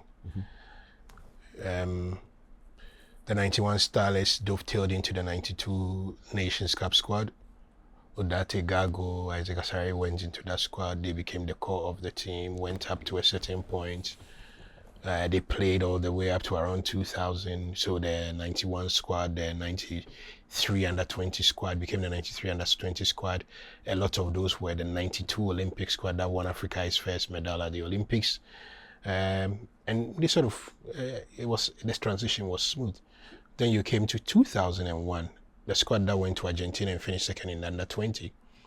When Ben Kofi and the GFA made the decision that they wanted to phase out players in the Black Stars, that was a squad that went to Mali 2002. ACN, John Pencil, John Mensah, and a number of those players. And that team became the backbone of the team that reached the World Cup second round and qualified us for a first time. Then you notice that we started also building the one that won in Rwanda under the 2009 one, because I was there and I was like really with that team throughout the period. Then when they won the World Under 20 Cup, they became the backbone for the team that then went on to when we went to the tournament in 2010. It was an amalgamation of this 2001 squad from the under 20 and this one, because a lot of players were injured, and all of a sudden it was people like Samuel Nkum, Dede Ayew, Opoku Ajimai, and the rest who had become integral to that team. So if we've managed the structure in terms of progress from youth teams to the national teams, our national team has always been healthy. It's found the players to transition. I think the other thing is that we are struggling as a country with understanding that the whole dynamics of the way the world is changing. Around us, countries like Senegal, Nigeria, Morocco, Tunisia, Algeria are heavy on diaspora talent. For some reason, we are a bit lukewarm. We do it because they come to us and then we accept it. Algeria famously won the Nations Cup with 11 players, and I think about 8 or 10, 9 of them were born in Paris. They went looking for them? Yes. They had a program. Morocco has a program. Yeah. What is our program? Ivory Coast, Senegal, everybody does it. And somehow we seem I don't know whether it's money, the GFA says is doing it, but I think if we don't do this, we'll struggle. And this is us who do this in every sphere of life. You go to Germany, you are meeting, if you spend a week in Germany, you meet at least 5 Ghanaians who were born there. London, South London is like home, or you understand, America. And in a lot of spheres of life, we take them back. They become experts here and all that. So why not football? Find an amalgamation of of those two. If we don't do that, a lot of countries will leave us behind. You don't shy away from being blunt. What is the hardest truth that the football establishment does not want to hear, but must hear? That fixing the Ghana Premier League is their problem. It's theirs to fix. That they are too fixated on the Black Stars. They will say that I'm also fixated on it. I'm working to make money, so it's not my job to go and make anything good. I really don't. It's not mine. It cannot be mine. You have the responsibility. So the solution must come from there. They've tried with the TV arrangements and all that, and I think eventually will bear fruit. But also that there's too much corruption in football. They don't want to hear that as well. But I think fixing the domestic league is the basis for everything, and it needs to happen. It doesn't matter how many Nations Cups you go, how many World Cups you go. If you don't fix that, there's a problem. Rapid fire, don't think too much. Either or. Radio or television? Television. Writing or live analysis? Writing. World Cup or AFCON? World Cup. Abidi Pele or Michael Jordan? Abidi Pele. What does Jordan done for me? I can hear. Kwame Yeboah or Robert Marawa? Kwame Yeboah. Match commentary or sit-down interview? Match commentary. Breaking news or long-form feature? Long-form feature. Kotoko crowd or Hearts crowd? Hearts. The singing is better, always. For real? Yeah. The Jama is better. It is a... Yeah. Studio lights or mixed zone chaos? I like mixed zone chaos because you can pick and choose what you want. What's the most chaotic mixed zone you've been in, man? Nothing was working. When Black Stars play in Kumasi, when those days when we used to go to the mixed zone, the players would come and have their phone and say, hey, we have a call. One player famously did and their phone rang. But the mixed zone, Ghana mixed zone, they don't respect it. Like at Accra Sports Stadium, the people who come out, people are shouting at the back there, you are in the mixed zone. But when you're in a proper mixed zone, that's where you know the powerful media houses. The ones who have not paid anything, you are the one who is last. By the time the athlete gets to you, he's tired. This is where you have all the interviews with the athletes, correct? Yes. The mixed zone. So if you go to the World Athletics Championship, for instance, I did 2003, 2011.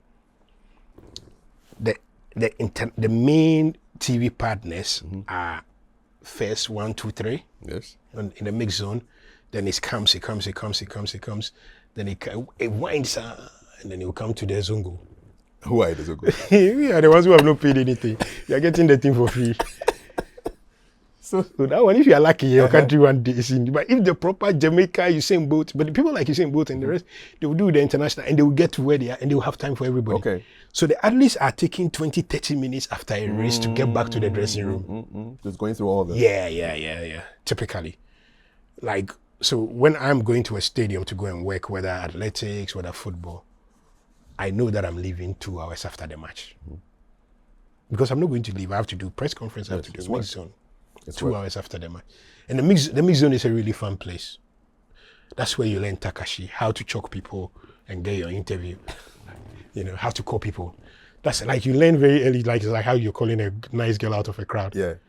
Eye contact, is it eye contact? Is this? Like you learn the tricks very early. You wear something bright so they are noticed? No, they won't mind you. Don't mind you. The mixed zone is really about your confidence. Like, we've seen boats before. We said, you're saying something for Ghana? That's it. As if you know him. Yeah. Straight up. And he stops. You must always find, like if you see these guys who competed for Ghana in the past, even with the players, sometimes your trick, if you've seen a player who was born, who has Ghanaian blood, it's just to say something in Chi. That's all. They'll stop. They'll stop for you.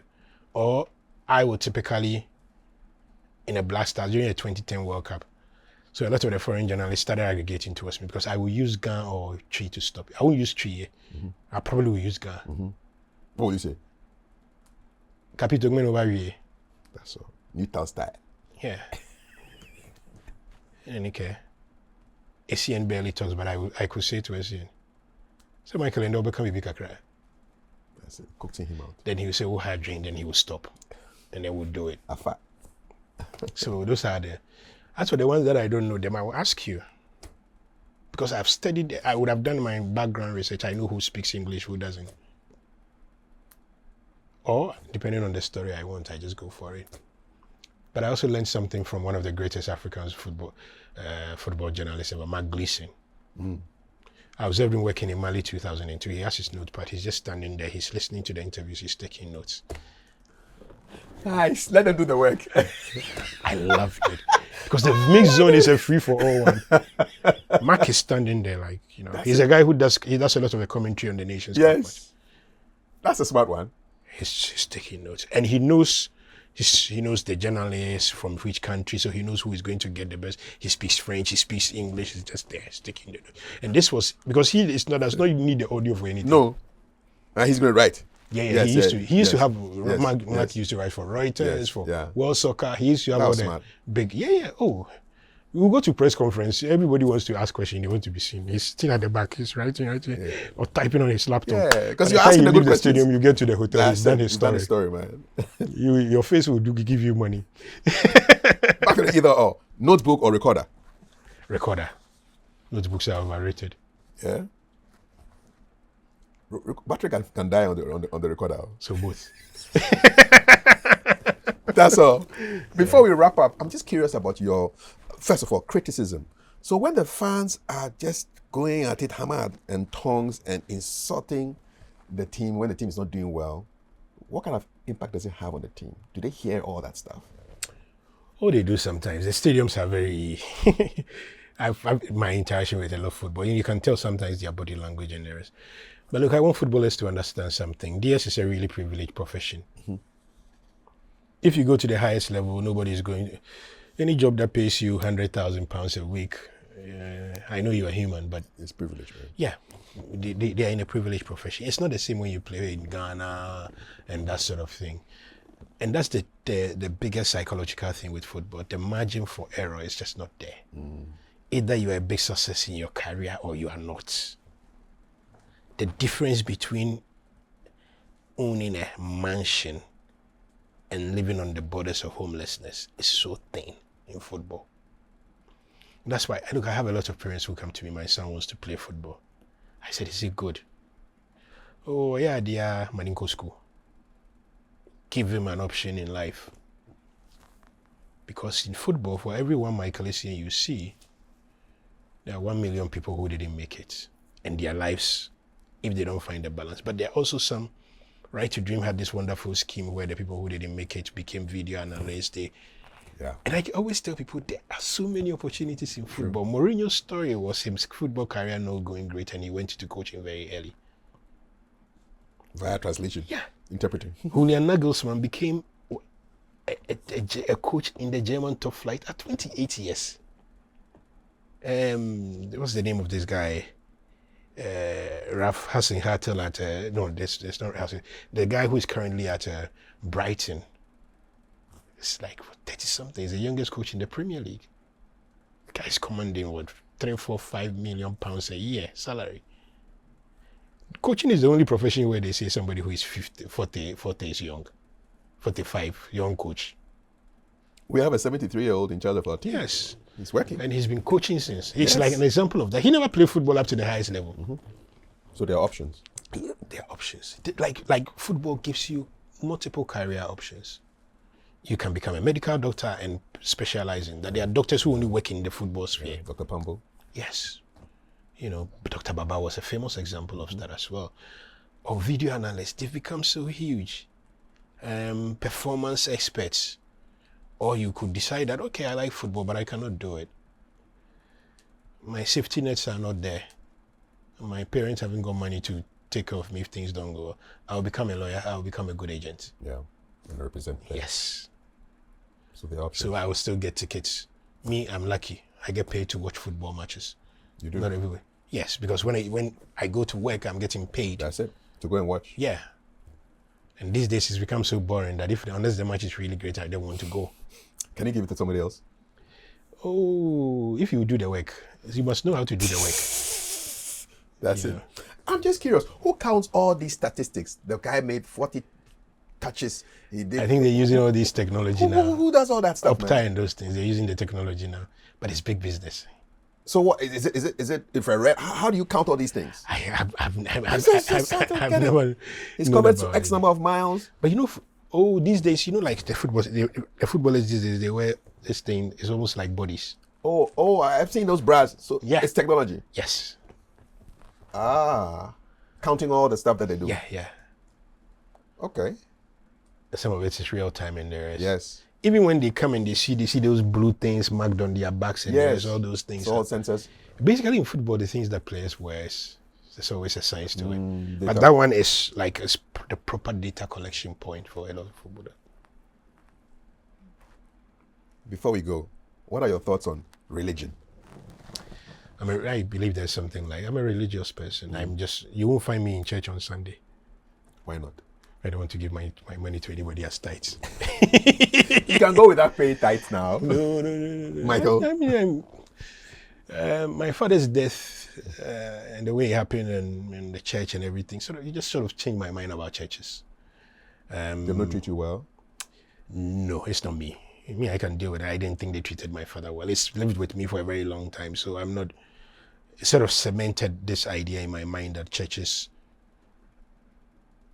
are too invested in getting the best out of people and never enough in helping them. So my father died of stroke. He was not well for a long time, and I was not really happy with the way things went. So it should have changed me. And this was me who used to be a pew cleaner and all that. So I just stopped. I just cut off my interest in churches. My mother tried and tried. Anything my mother tries that doesn't work, it means it won't work. But my principle is I can do a lot of the things that the Bible preaches.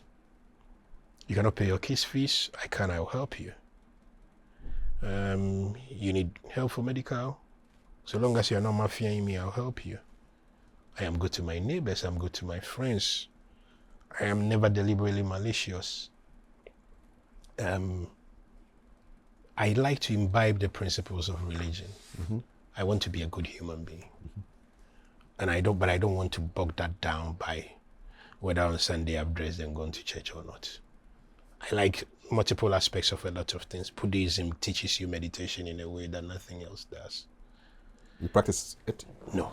I don't practice anything. I'm a free for... I'm a Christian. Mm-hmm. Yeah, I believe in the principles of Christianity. I am, and I live my life like one. I just don't show up in church. And I debate people on a lot of things about tithes and all those things. I detest the demigod nature of pastors. I find it exploitative. Mm-hmm. But it doesn't mean that I don't believe in the existence of God. What does 30th March 2028 mean to you? Just had a birthday. I'll be 50 years that day, actually. Yes. But I won't do party. It's too expensive. What does that milestone mean to you? You're approaching it by God's grace. I don't know. I've just lived. I don't know. I hope that at that time I'll have a lot of money. If I get there, that I've saved a lot of money for my son. Because the party day, if I do, people will come and eat, they finish, they will insult you, they will go home. That's all. They will say also, and they say, well, your party can say, I'm a... People, that's what people are. They will come and say, they will say all sorts of things. Yeah. So I like it when people do milestone parties. Mm-hmm. I admire their... People plan it. Their vim. Me, I'm fat. I won't do it. But if I would do it, I would invite Black Sheriff. It's the only person I would. Why? Hey, that boy. Top guy. So.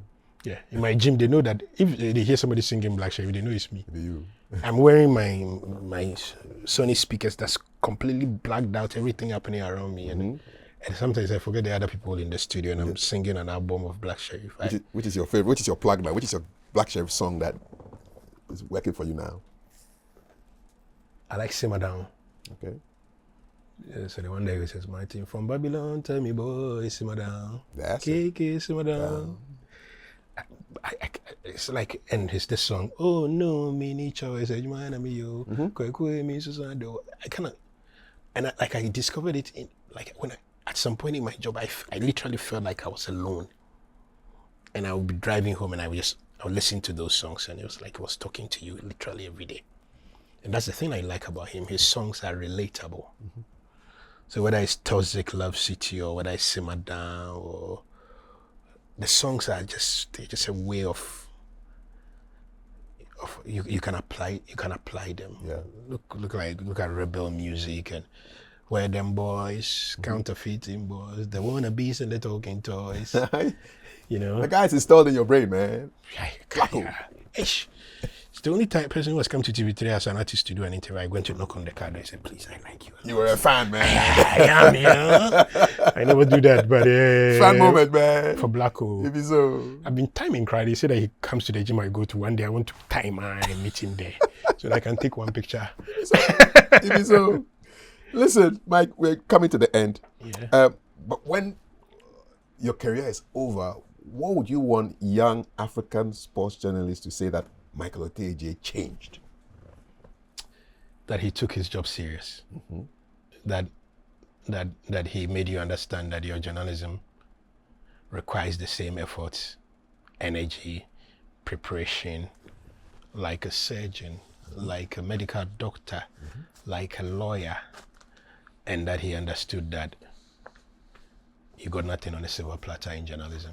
Everything is a function of your preparation and hard work. You can argue 20 million that you see beautiful people on TV, they don't deserve it. They still have to work to look beautiful before they get there. Yep. And when they get there, they must work to stay there. Because in TV, there is a science to know who is doing well or not. And that science never lies. In content, there is a science. In writing, there is a science. And these days, for young people, theirs is even more bigger. You do a video, it has 2 views. Somebody does a video, it has 10,000 views. Who would the boss send every time? So the bar is high for them, but so are the opportunities. They should grab it. Who do you recommend I should interview next? I can give you a few, you know. I think if you interview Kafui Dey. Yeah, but before you get him, yeah. I'll go through you. I say, my man, I'm even looking for him. He's swimming. Because I think he has stories. You will love Kwabena. You will love Kwabena. I just have a feeling. Kwabena has stories. He has stories from sleeping with, sharing rooms with table tennis teams. Like Kwabena has stories. He's a fun guy. I think you should interview Kafui Dey too. Maybe a series on those people who shaped journalism in Ghana. Kafui Dey, Adjei Boafari, Elizabeth Ohene, if she's in a position to do it. Yep. And maybe a series on the people who are changing the face of media consumption in Ghana. Amabel and Yep. Derek Abayate. Connect the minds. Yeah. Would be nice. And then nice young entrepreneurs. The people who have built businesses from scratch. Alex Brown, Minister Painting, built Haptel out of school at Tech. Built it into like this behemoth of a technology company. A story that I don't think we tell enough in this country. It's just a story of determination, of hope, that you can make it in Ghana. Did you see that? You just have to trust the process. Maybe so. Yeah. So that's my list for you. Man, it's more than a list, man. It's just a whole like a directory of people to go and maybe even series of people to go and speak about. I really thank you for your time. But in the build up to the World Cup, Maybe so. And if you can go to the East Lagos executive and go and convince Kufo, you will love him. Nice. You will love him. Kufo's stories are good, and he's candid. Sammy Kufo. Candid interviews are good. Wonderful. Stephen Appiah for leadership, I recommend as well. Charlie. I've enjoyed this, man. Thank you, too. Thank you so much. All right, And that's sure. our conversation. It's good I canceled the lunch, you know. Yes. Now you can eat. Meet us in the comments. My name is Kafui Dey. Hope you enjoyed it. God bless.